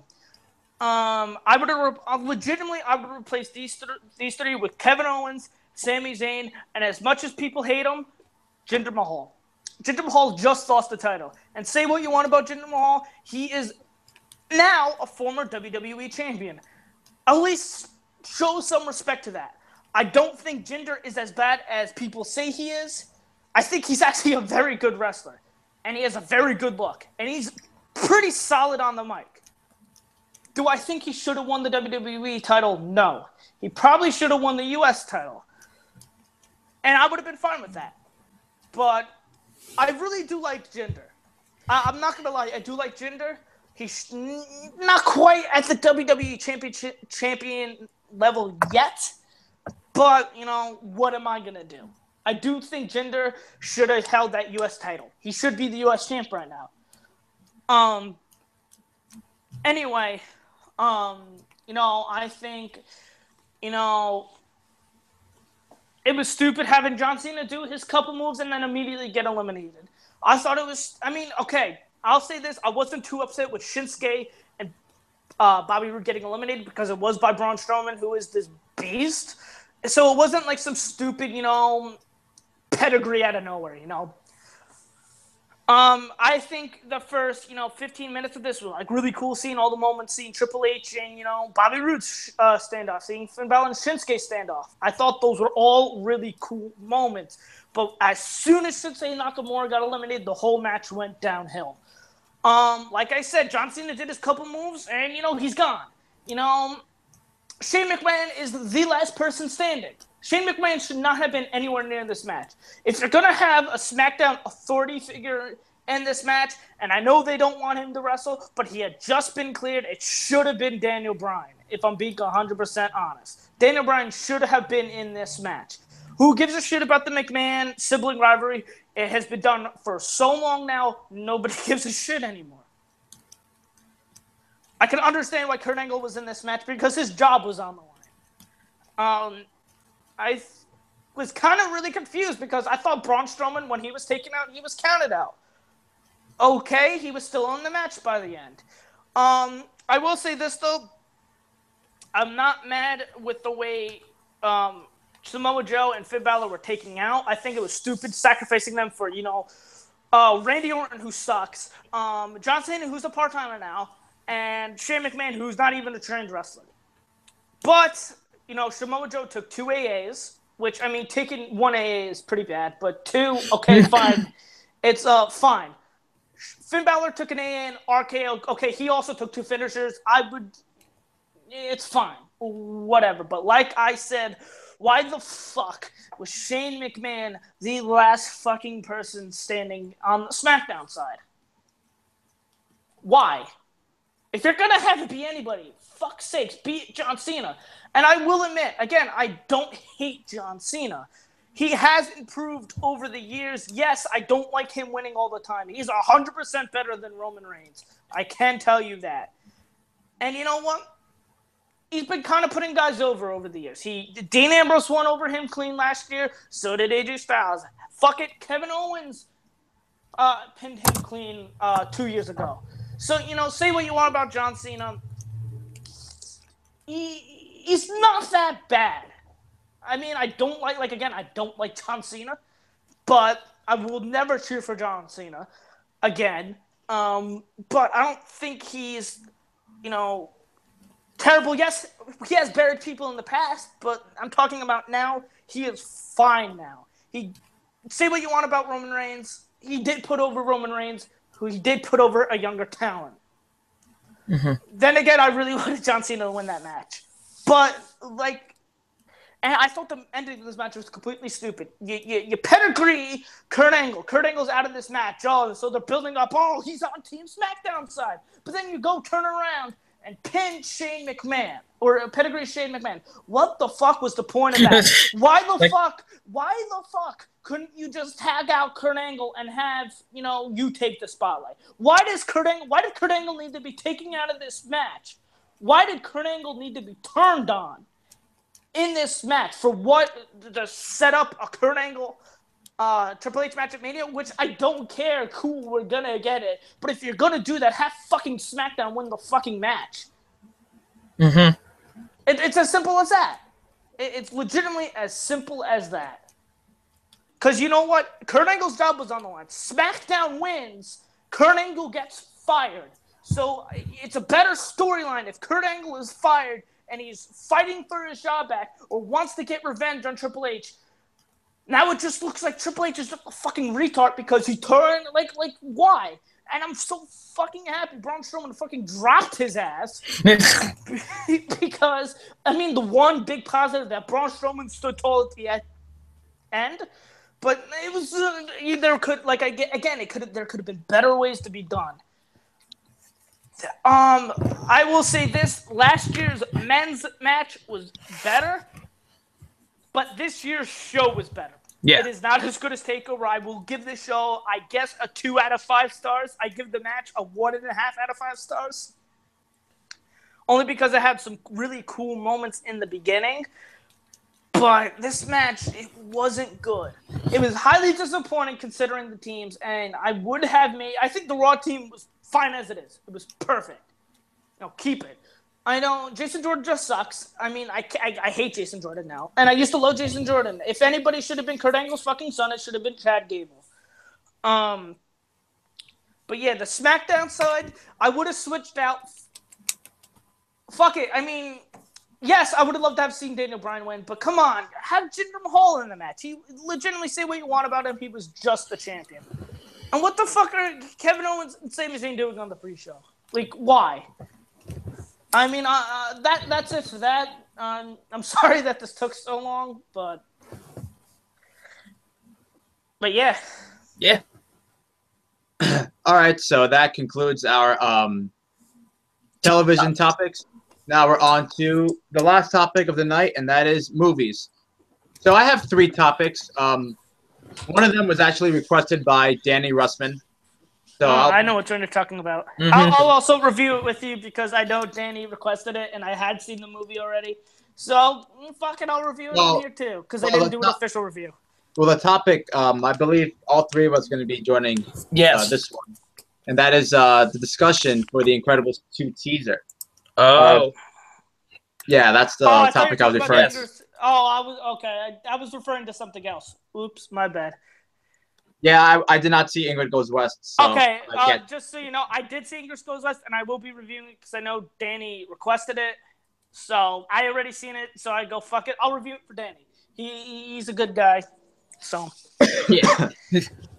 Yeah. So okay, yeah. in terms of the Incredibles 2 teaser trailer, first of all, The Incredibles 2 is my most anticipated film of 2019, honestly. And the reason why is because I've been waiting 14 fucking years until the second one. Yes. The first one ended. I'm like, where the hell is Incredibles 2? Oh my God. Pixar's made a sequel to almost every movie of theirs besides The Incredibles. Well, now we're getting it. The teaser trailer's here. It's definitely official. It's coming out June 2018. The teaser trailer was great. As a teaser, it's awesome. You know, you see Baby Jack, and you see that he has more powers. Yes. And it's hilarious. And yeah, there's not really much to say about the trailer itself. All I can tell you is that I was already very excited for the movie, and this teaser, I thought it was a great teaser. I can't wait to see an actual trailer, so that way we can like really get into like the meat and like just talk about what makes us excited about it, other than the fact that we're finally getting a sequel 14 years later. That's pretty much what I got to say. Incredibles 2 looks freaking. I mean, I think it's going to be really great, and it's Brad Bird, for God's sakes. I'm sorry, 20. Yes, 20. Danny Russell, you're right. 2018, not 2019. Comes out June 2018, so next year. Anticipated film 2018. Yes. All right. So what do you guys got to say about Incredibles 2? I'm definitely excited for this. This teaser trailer was exactly what it was, a teaser trailer, but God, was it funny. Like, it's like, you see Baby Jack, and like, he's like, you know, Mr. Incredible's like, yes, you have powers. And he starts going crazy, and he like burns off half of his hair. It's funny. So it was a nice little teaser trailer. It's like, we know you've been waiting for this. Here's what, you know, here's a little tease, you know. Trust me, we know you're excited for the movie. I'm so excited for this film. It's one of my most anticipated films of next year. I can't wait for this. We're finally getting a sequel to this movie, for Christ's sake. And oh my God! So Billy Robinson said this pun. I knew someone was gonna say it, but he said, "The Incredibles 2 looks incredible." I mean, he's not lying. Yeah, that is true. Sammy says The Incredibles 2 is also my most anticipated of 2018. The first one is one of my favorite childhood films, and it's in my top 20 favorite films of all time. Yeah, when I did my top 5 Pixar films, it was my number 3. Or no, I'm sorry, my number 2 favorite Pixar film, The Incredibles. Yeah, I love The Incredibles. Yeah. It's a fantastic movie. It's an incredible movie. Yes. So what do you got to say about the teaser, Andrew? I think it did exactly what a teaser's supposed to do. You know, get you excited for a movie. It teases a movie. And I think it did this perfectly. I'm like, God damn it, why can't I see this movie tomorrow? Yes. Yeah. But this is also my most anticipated for 2018. It's a movie that I've been waiting for so fucking long. And instead we got Cars 2 and Cars 3. And pretty soon I don't have to complain about that anymore. Yeah, no, we can still complain that we got those first in The Incredibles 2. Though. Yeah, like why? Like Cars 2 sucks, and Cars 3 isn't much better. Cars 3 is so fucking boring. Jesus. Yeah, I mean. Yeah, I mean, I thought it was perfect, to be honest. All right, so that concludes our one topic for The Incredibles 2. And speaking of Pixar, my next topic, and I guess, Andrew, you can join me for this because I know you saw the movie today as well, is a review for Pixar's newest film, Coco. Now, I saw Coco Beware earlier today. It's funny. Fuck that guy. I was actually planning on seeing Justice League today, but then I found out Coco was playing. And you know what? I was anticipating Coco more than Justice League, to be honest. I've seen both. Good for you. So I saw Coco.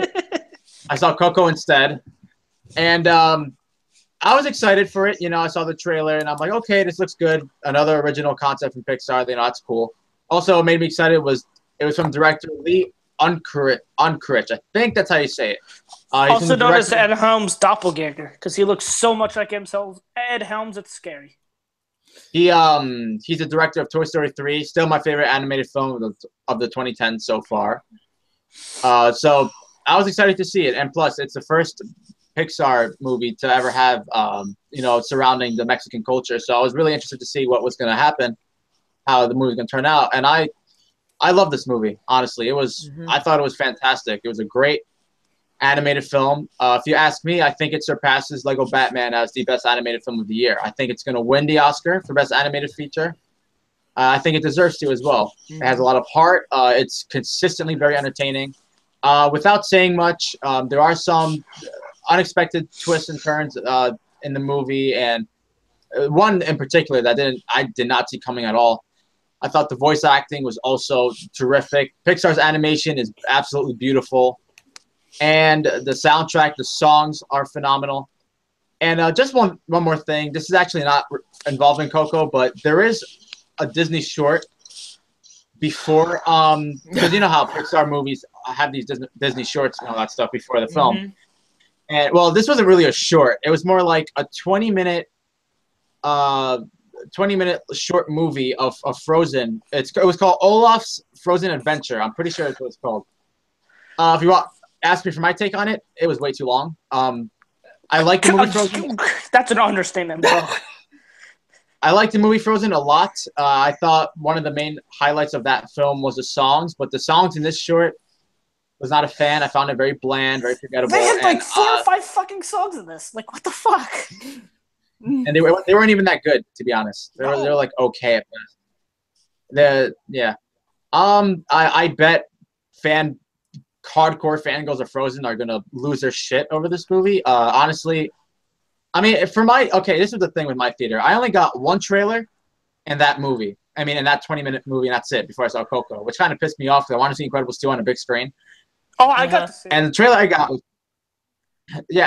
got was fucking Ferdinand, the John Cena. I didn't get that one. I mean, the trailers I got were way awful. Okay. I'd rather see Ferdinand than any of the trailers I got. Well, here's the thing, because they showed a new trailer for Ferdinand, and I will say the second trailer was better than the first teaser. Like, I was like, okay, this doesn't look that bad. But then at the end, like, ruined it all. Like, there was 3 hedgehogs dancing to, like, a song by Pitbull, and I'm like, oh my god, shoot me in the face. It was so bad. No. Yeah, and I'm like, okay. But Coco came along, and it's phenomenal, I think. The third act almost had me crying, honestly. It was very real, yeah. Yeah, and it's a terrific film, honestly. I would highly recommend it. It's amazing. I do think it surpasses Lego Batman. I'm so happy to say that because the whole year I've been saying Lego Batman is the best animated film, the only great animated film. We have another great animated film. We got two. Thank the effing Lord. And now, we have Coco. Definitely see it on the big screen, for sure. I saw it regular, and maybe 3D it might be cool, but I saw it regular and I still loved it, regardless. So, Andrew, what do you got to say about the movie Coco? Or if you have any thoughts on the short Frozen film as well? Okay, I'm not going to say much about what I thought about Coco because I do plan on doing a more in-depth review on it. I will say this though. I do think it's fantastic. I also think it is better than Lego Batman, so thank the Lord. I mean, I love Lego Batman, but I was just hoping that there would be a movie that was on par with Lego Batman this year, an animated movie. And I said, okay, the only one that I could see doing this is Coco, and thank God. I did get some – what I will say, I did get some awful trailers. I got the fucking Peter Rabbit trailer, which was fucking stupid. Oh, that was bad. Oh, my God. I got the Romeo and Juliet trailer. Sherlock Gnomes. That's the thing with animated movies. The trailers are garbage. There was another one, and it was like a Spanish animated movie. I forget the fucking name of it, but that was fucking stupid. The only one that I kind of was like, oh, this could be good was the Littlefoot trailer, which I'm like, oh, this is kind of cool, but I'm keeping my expectations in check for that one. As for the Frozen short, it was about 17 minutes too long. It should be like 5 minutes max, not. No, dude, it was way too long. Oh, it was long as hell. I'm like, dude, what the hell? Am I watching Frozen 2 or? That's what I thought. I go, this had like 3 or 4 or maybe even 5 different songs in this. Cause I just want to watch this goddamn movie so I can go the fuck home and watch fucking Punisher before the podcast starts. Before the podcast. Jesus. Hold on real quick. 1 second. Danny Russman asked, what do you say to the people who compared us to the Book of Life? Danny, I have not seen the Book of Life. I don't have any comment on that. But from what I hear, they have similarities, but ultimately they're their own different things. So I can only really speak on what other people are saying. So I have not seen the Book of Life, unfortunately. But but if you want to know what I truly think, I will be doing a review of Coco on my main channel. So be on the lookout for that if you're subscribed to me. If not, subscribe to me so you can know what I really truly think about Coco. Note that I love this movie. It's great. Yeah, it's a terrific film. Double Nine, I know you haven't seen it yet. I mean, it came out today. So, but whenever you do get the chance, please see it. It's really, I think you'll like it. Definitely. Yeah. Oh. Yeah, especially since, I know you did a Pixar ranking on your channel. Yes. I'd be curious to see where this movie would be on that ranking. I think it's great. I think Nice. the song. I also want to say I think the song "Remember Me" is fantastic. I think. Oh yeah, that's a great song. I mean, I haven't really heard that many original songs in music, I guess, or in movies. But I think if I were to choose one that should win or should at least get nominated, it's this one. Oh yeah, yeah. And I know who else saw it. Nate saw it too. He saw it and he agreed. He said it was fantastic and that it takes a lot of risks and like a lot of Pixar films, they're just everyone can enjoy it, not just kids. It doesn't just like pander to kids. Like everyone. I really don't know where it would rank on my Pixar rankings, but me either. I have no idea either. But I do think it's really it's amazing. Mm-hmm. Yeah. Yeah. Yeah, definitely see it for those who are planning on seeing it or who don't have much interest in it. Because I know some people had it on their least anticipated list. Really? Oh yeah, but honestly, it's great. I'm telling you, it's great. So that's my review for Coco. That's what I got to say for that. And my last topic. Okay, so this may or may not interest you guys. I don't know, but the 2018 Film Independent Spirit Awards nominations were announced a couple days ago.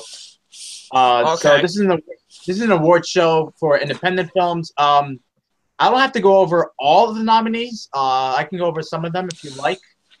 I'll do Best Picture. How's that? Okay. So yes, sure. Yes. All right. So they do. So again, this is the independent film. So there's only 5 nominations for Best Picture, which I fucking hate because why can't they just do 10? Give more movies a chance. But okay, whatever. So these are nominees. Now, I've only seen 1 out of the 5 movies. So, Call Me by Your Name. Yeah, Call Me by Your Name is the first one. The second nomination is The Florida Project. The third nomination is Get Out. The fourth nomination is Lady Bird. And the fifth nomination is a film. The fifth nomination is a film I never even heard of called The Rider. I saw The Rider. It was a great movie. I love it. I'm just kidding. I've never seen The Rider. I never even heard of it. Yeah, I've never even. Okay, now here's nominations for Best First Features, or in other words, the first film by a certain director. Okay, there's Columbus. Didn't see it. Ingrid Goes West. I want to see that. Menashe. Who? I guess. Off this list. Oh, Lucy. Patty Cakes. Oh, I know what that movie is. Yeah, I know what that movie is. Yeah, I don't know what Patty Cakes is, but okay, where the hell is Get Out? That was nominated for Best Picture, but it's not nominated for Best First Feature. That's stupid. And that's one of the best directorial debuts. Wind River. Oh yeah, and that'd be a independent film, right? Yeah, what about Beach Rats? Well, actually, hold on. Beach Rats does have a nomination. But, it does? Yeah. All right, not for that, though. For another category. All right, next category is Best Director.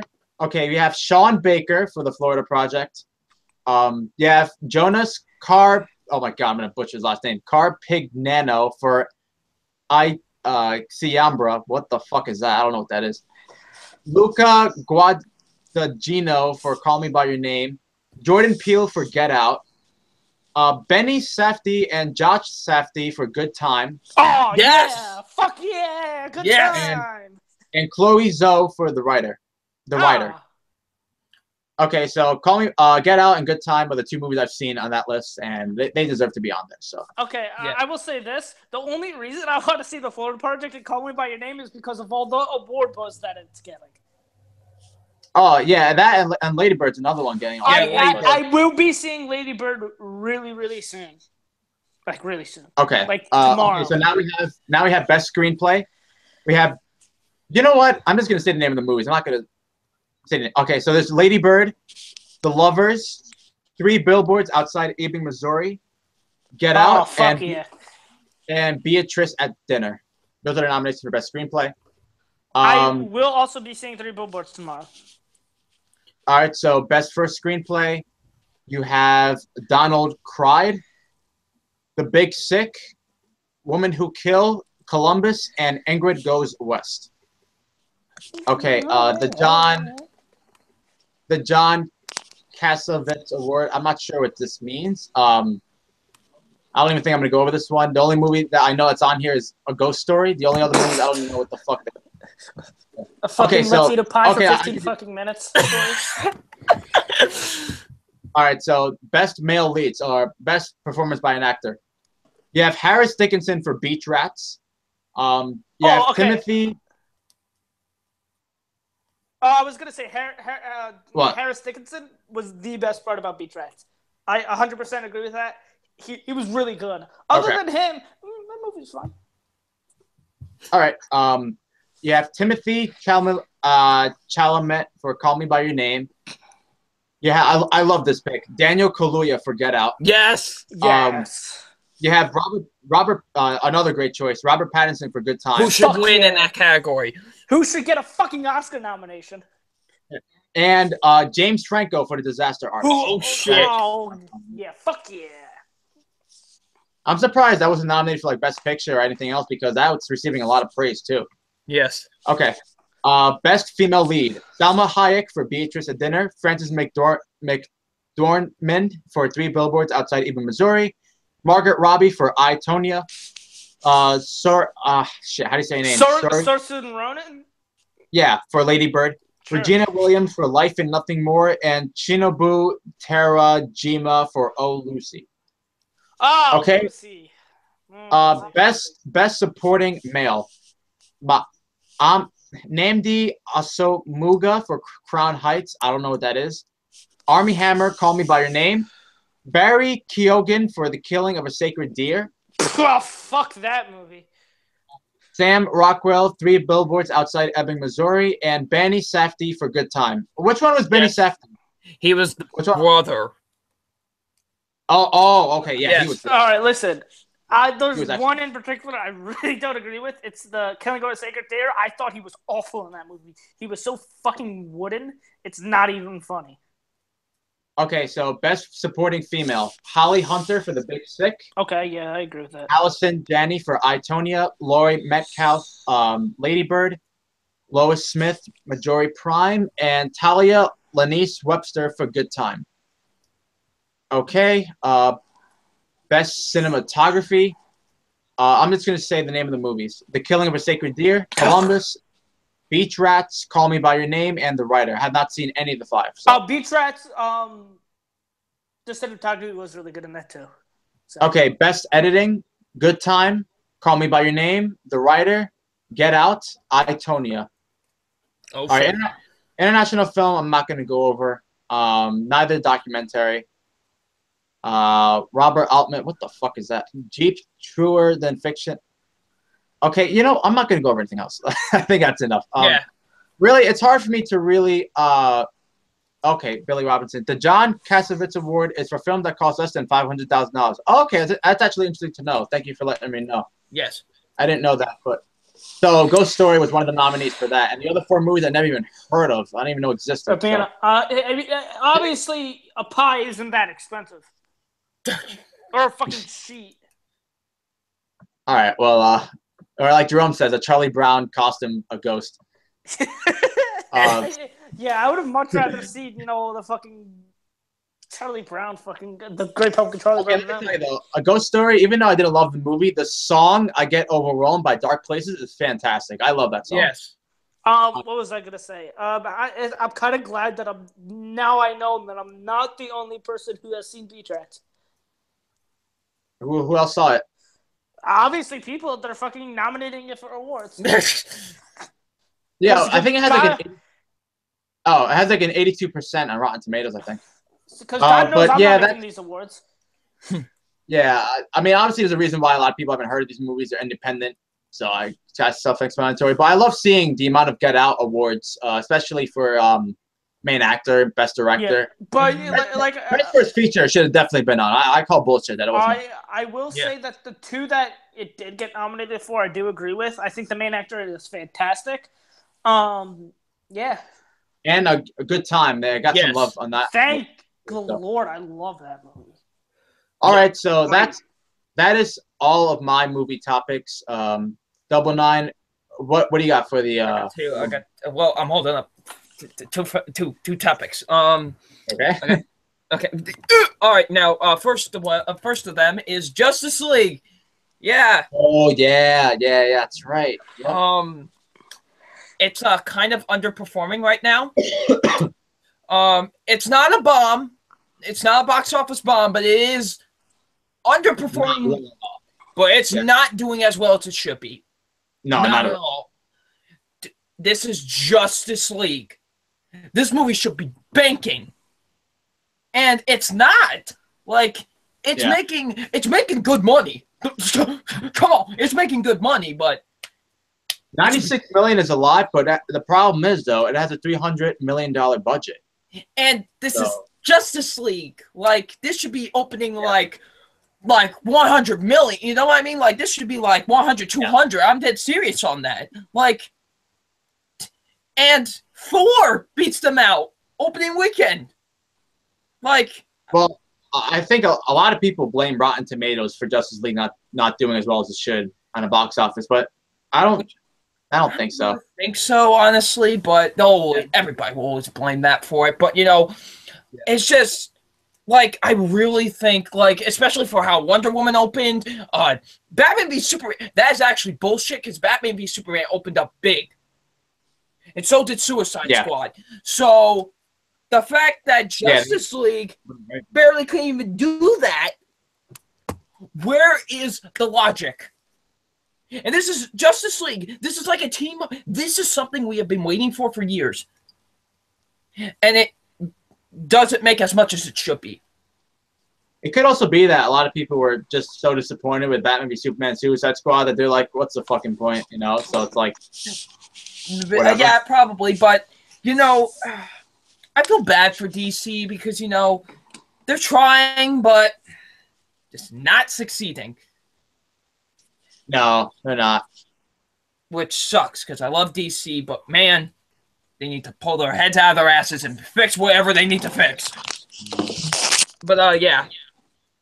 But even I'll tell you, like, I wasn't that excited for the movie, and mainly it was because I was disappointed with Batman v Superman and most definitely Suicide Squad. So, and here's the thing with me, because before anyone wants to leave me like a DC hater, my favorite superhero of all time is actually Batman. So I mean, my second favorite superhero is Superman. So it's like, what the hell? Like, it's like, honestly, like I am gonna see it, but even like today, I chose to see a Pixar film over Justice League. Like, it just shows. I would do the same thing. Like, but it's like, this should have been so much more successful than it was. You know what I mean? Yeah, and I think I read today on Twitter like Coco is probably gonna be #1. This weekend in the Justice League, so it should be. Yeah, I mean, I haven't seen Justice League, but I'm hoping Coco's #1. I can most certainly tell you, Coco's a very much better movie.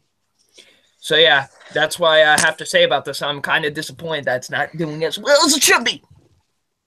All right, and what's your other topic, Double Nine? My other topic is a trailer discussion on Rampage. Oh, I have not seen the trailer for that.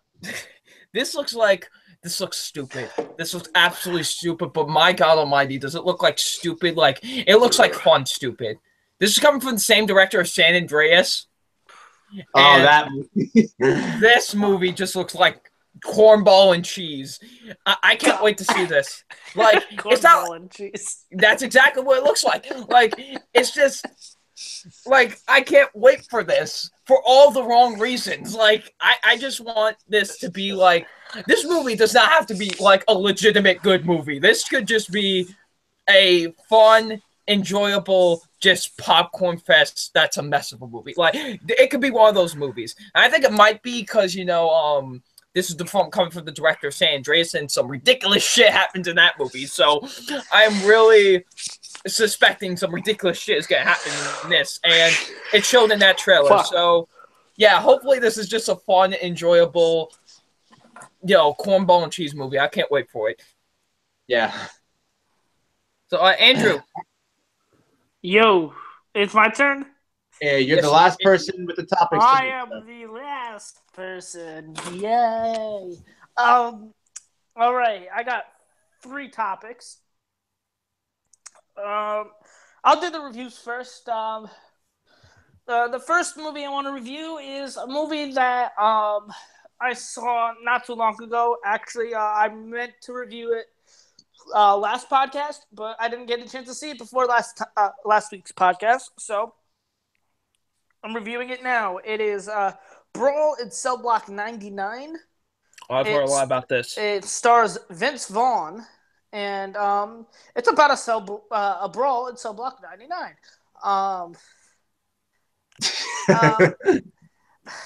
Kind of self-explained. Yeah. It's kind of a slow build, and because it really builds and builds and builds to this brawl. And I mean, it was cool. The acting was fine. I think this is one of Vince Vaughn's better performances. And I'm not a huge fan of Vince Vaughn. I mean, I don't think he's not nearly as good as he was last year in Hacksaw Ridge. He was fantastic in that movie. For sure. I mean, what it built up to ultimately pays off at the end, but I felt like they could have better job of building up to it and kind of with the pacing, because that's my main problem with it, was the pacing. And because there was a lot of times where I just wanted to do other stuff, and I feel like if a movie can't keep my attention, it's like not doing what it's supposed to be doing. I mean, it was a fine movie. If you like Vince Vaughn, see it. If you like, brawls and cell blocks, go see it. I would give it, like a 3.5 out of 5 stars. Okay. It's a fine movie. Probably not one that I will be revisiting again, because I felt like it was a little bit too long, and just the pacing and was pretty bad. Now, as I said before, this was requested by Danny Russman. I did see Ingrid Goes West, and he wanted us to review it, and, I'll review it. Now, Ingrid Goes West is, as I alluded to, I believe, last week when I did Beach Rats, it is produced by a new production company called Neon. It is the first one I've actually seen in Neon, and without Ingrid Goes West, I would have never saw the Beach Rats trailer, and I would never have saw Beach Rats. But anyway, Ingrid Goes West is about, I guess, a woman, Aubrey Plaza, Aubrey Plaza, who, really doesn't have many friends. She's kind of really weird and whatnot. So she finds, I guess, this celebrity on Instagram, or Instagram celebrity, whatever you want to call it, and she wants to become best friends with her. So she moves out west to California, I believe, to become friends with her. This also stars Elizabeth Olsen as, the celebrity, really. And her husband is, I think he's either Kurt Russell's son, but I'm 99% sure he's Kurt Russell's nephew, and that is Wyatt Russell. And it also stars Ice Cube Jr., as I like to call him. I'm not a huge fan of Aubrey Plaza. I think she's god-awful in Dirty Grandpa. Everyone's god-awful in Dirty Grandpa. Oh, to be for real. Well, and then I saw another movie this year called The Littlest Hour. She's also in that, and she was honestly one of my least favorite parts about that. I don't think she's terribly good at acting. But she was fine in this one. I mean, she was good, but I think everybody manages to outshine her. I think O'Shea Jackson Jr. is great. I think Elizabeth Olsen is the standout, and I really like Wyatt Russell. Also, I don't know the name of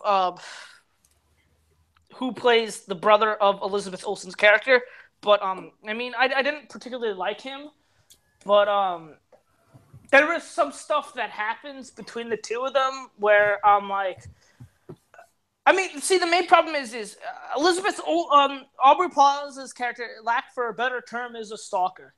And I just felt it was very hard. I mean, yes, I was kind of rooting for her because I felt bad for her. But, I mean, she would do kind of ridiculous and outlandish things to get Elizabeth Olsen to... how she gets to meet Elizabeth Olsen, what she does, I'm like, this person's nuts. Like, why? No one in their right mind would do this. Not saying that it really took me out of the film, but... I just go, I felt like because of stuff that she did, it made me like the character less, and which was a big problem for me because her character, Ingrid, is the main character of the movie, and you're kind of supposed to root for her, and towards the end, they kind of put her in a sympathetic light, and I didn't necessarily agree with the choice that they made towards the end because I'm not going to spoil it, but I think it kind of glorifies something that should 100% not be glorified. And if you if you've seen the movie, you know what I'm talking about. And I don't want to say they make her out to be this hero towards the end of the movie, but they certainly they kind of basically by the end they're like, oh, I mean, I'm not gonna spoil it, but she's. They put her in a sympathetic light towards the end. Yeah. And I really did not agree with that because she did something at the end that puts her in the sympathetic light. And I go, someone that would do something like this should not be put in the sympathetic light. And, I mean, I did enjoy the movie. But I will say this, when I first saw this, I ended up really enjoying it.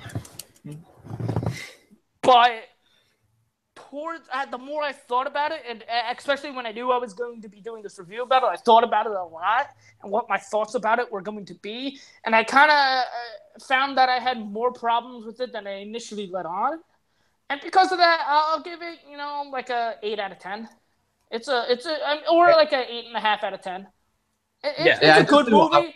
I want to see it for sure. Yeah, I do suggest it, but I just wanted to talk about my big problem with it. And my big problem is I couldn't really get behind Ingrid because she would do these crazy stalkerish things that I'm just like, this girl is nuts. And yeah. Hope I did the review to your satisfaction, Danny. But the last thing I did see Justice League. So I want to rank all the movies, comic book movies that were this year. Oh shit! Be interesting because I can. I will say this right off the bat. I did enjoy Justice League. I still have to do my Justice League review, but I didn't love it, but there are definitely flaws about it. I had a lot of fun with it, and I liked it.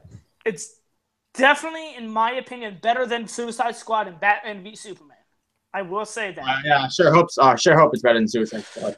But with that being said, Justice League is how many are there? There's six superhero movies came out this year. 6. Okay, my number 6 is Justice League. It is most certainly the weakest out of the 6 that it came out. But like I said, I didn't think it was a bad movie. I actually really liked it. I had a lot of fun with it. I don't know if actually I think this year is one of the best comic book movie years we've gotten in a while. I don't know if I like it quite as much as 2014 because 2014 we had Days of Future Past and we had Winter Soldier, which are both Guardians of the Galaxy. And Guardians of the Galaxy, 3 probably 10 out of 10 movies for me. Well, And Big Hero 6, if you want to count. And I mean, yes, we got Amazing Spider-Man 2. Yeah, but we just named like 4 great ones. And I think some people count the Ninja Turtles movie, which I did not see. Yeah, I didn't see any of them. I do think 2014 is a lot better actually, because there is one movie that I will get to later that I did give a 10 out of 10. But with that being said, Justice League, I would give an 8 out of 10. Ish. Okay. Number 5 may kind of surprise some people because this movie is adored by a lot of people. And while it might not be the best comic book movie of the year, I do think it's probably the most important movie of the year, and that is Wonder Woman. Yeah. Oh shit! I forgot one. Guardians of the Galaxy 2. Oops, silly me. Okay, is that? Guardians of the Okay, so go. Okay, 7 is Justice League. 6 is Guardians of the Galaxy 2. Okay. I lied. I am such a terrible person. Why do you do this? Guardians of the Galaxy 2. It's exactly what I wanted in the Guardians sequel. It's fun, very entertaining. It really builds on the characters of the other ones. I really don't like the gold people in that, and that's the only. No, the gold people sucked. They were the worst thing about the movie. And that's the only big problem I had about the movie. I give this an 8.5 out of 10. Now, number 5 is Wonder Woman. Like I said, I think it's the most inspirational movie of the year, most important movie of the year. I saw someone compare this to something, and obviously I'm not going to relate to this, but they said Wonder Woman for like little girls now is going to be what Donner Superman was to kids when they were growing up then, to boys when they were growing up. Which I think is great. I mean, honestly, if I was going to make a comparison, it would be The Dark Knight. But yeah, I think Wonder Woman is by far the best DCEU movie. I think Wonder Woman is fantastic. Gal Gadot, fantastic choice. Chris Pine is great in this movie. The only big problem I have with this is that it does have some pacing issues, and I did not like Dr. Poison. I also give this an 8.5 out of 10. Now, number 4 is Spider-Man Homecoming. What? I said, ooh. Oh, Spider-Man Homecoming. That's Double Nine's movie, right? Double Nine's film. Yes, my movie, my biopic, based on a true story. This all happened to me. We'll get to what is based on a true story about me in a little bit. It's exactly what I wanted. A great Spider-Man movie. Finally, we get another one after how many years? I think Tom Holland is the best Spider-Man we have gotten. Finally, we get another great MCU villain.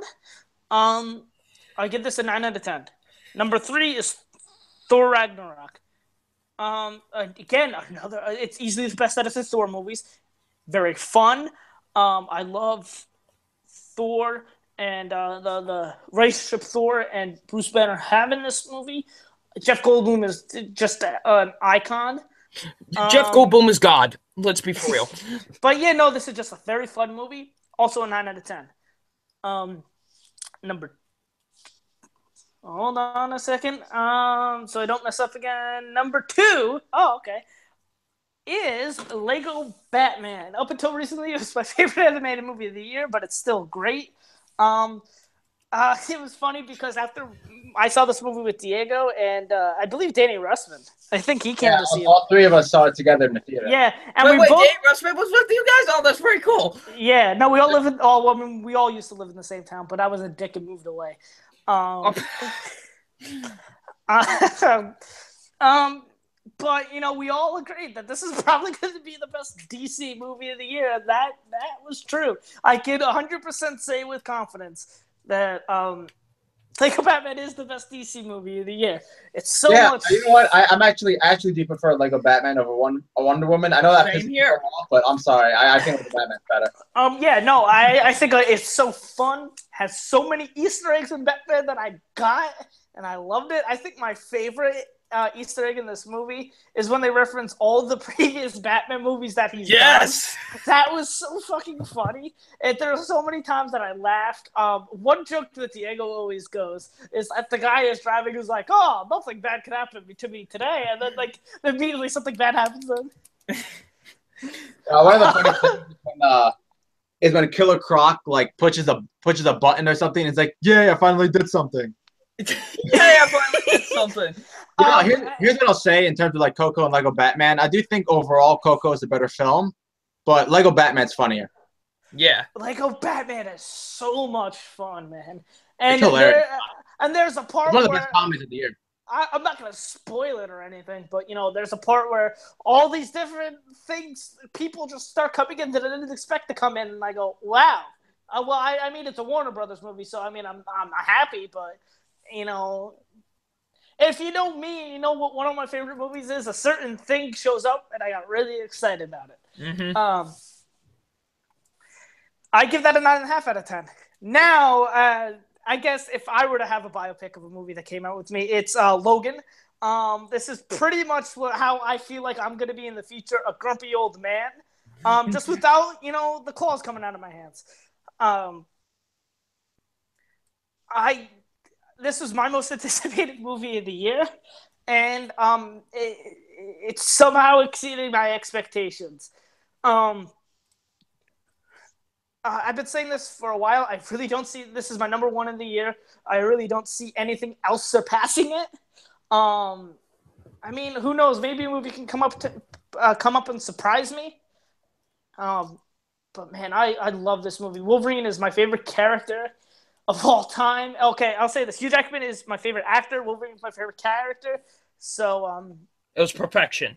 Yeah, it was perfection. And, the reason I love Hugh Jackman so much is because of I love Wolverine so much. And, and obviously I've seen his other stuff, but, just seeing my favorite actor playing my favorite character and give, in my opinion, his best performance of all time was just so fantastic. I mean, I'm not going to say much about this film other than I love it. It's one of my favorite movies of all time. It's easily a 10 out of 10. Is this your favorite? Oh, is this your favorite movie of the year as well? Oh, yeah. No, 100% my favorite movie of the year. Those are my rankings. Nice ranking. All right, so that concludes the 4th episode of the MTVM Podcast. I want to thank everyone in the live chat who are watching. I know we did the show a little later than usual. I usually do the show on Thursdays, but tomorrow I have plans for, Thanksgiving. So next episode. Gotta eat that turkey. Next Thursday at 8 p.m. like usual. Yes. And, I think tonight was another great episode. Mm-hmm. And would you guys like to say anything else before I end the broadcast? Well, thank you all for watching the 4th episode of the MTVM Podcast, and tune in next week for episode 5, my favorite number. We shall see where. Is it really? Yes. Not 9? Yeah, yes, 5 is my favorite number. What will happen? Will Diego change his shirt? Will Andrew stop shaking the camera? What will happen? That's not my fault. Will Double Nine ever shut the hell up? We'll find out next week on the MTVM Podcast. Yep. All right, and you got anything to say? Yes. Me. No, other than I have 60 subscribers today, so congrats to me. Congrats to you. Same thing like Diego said. I appreciate every single one of my subscribers. I'm very grateful. I mean, 60 isn't a lot, but I mean, it's better than nothing. Yeah, no, it's better than nothing. And as someone who isn't a big YouTuber, I'm happy that 2 people are watching my or 2 people are watching my videos, let alone 60. So. No, there's that. Yeah, that's So that. thank you to everybody. If you haven't subscribed, please do, because, you could be lucky number 61. Yeah, and everyone, happy Thanksgiving. Hope you have a nice holiday. Eat as much as you can. It's that one day of the year where, it's okay. Just Nobody will go all judge out. you. With the pie, with the turkey, with the cranberry sauce, everything. eat to the point where you can't move anymore. Fuck stuffing. Yes. Screw you. Stuffing is delicious. I fucking hate stuffing. It's so gross. All right, so until next time, guys, I'm Diego Coya, and I hope you guys enjoy the rest of your night. Stay classy. I'll see you guys next week. Goodbye.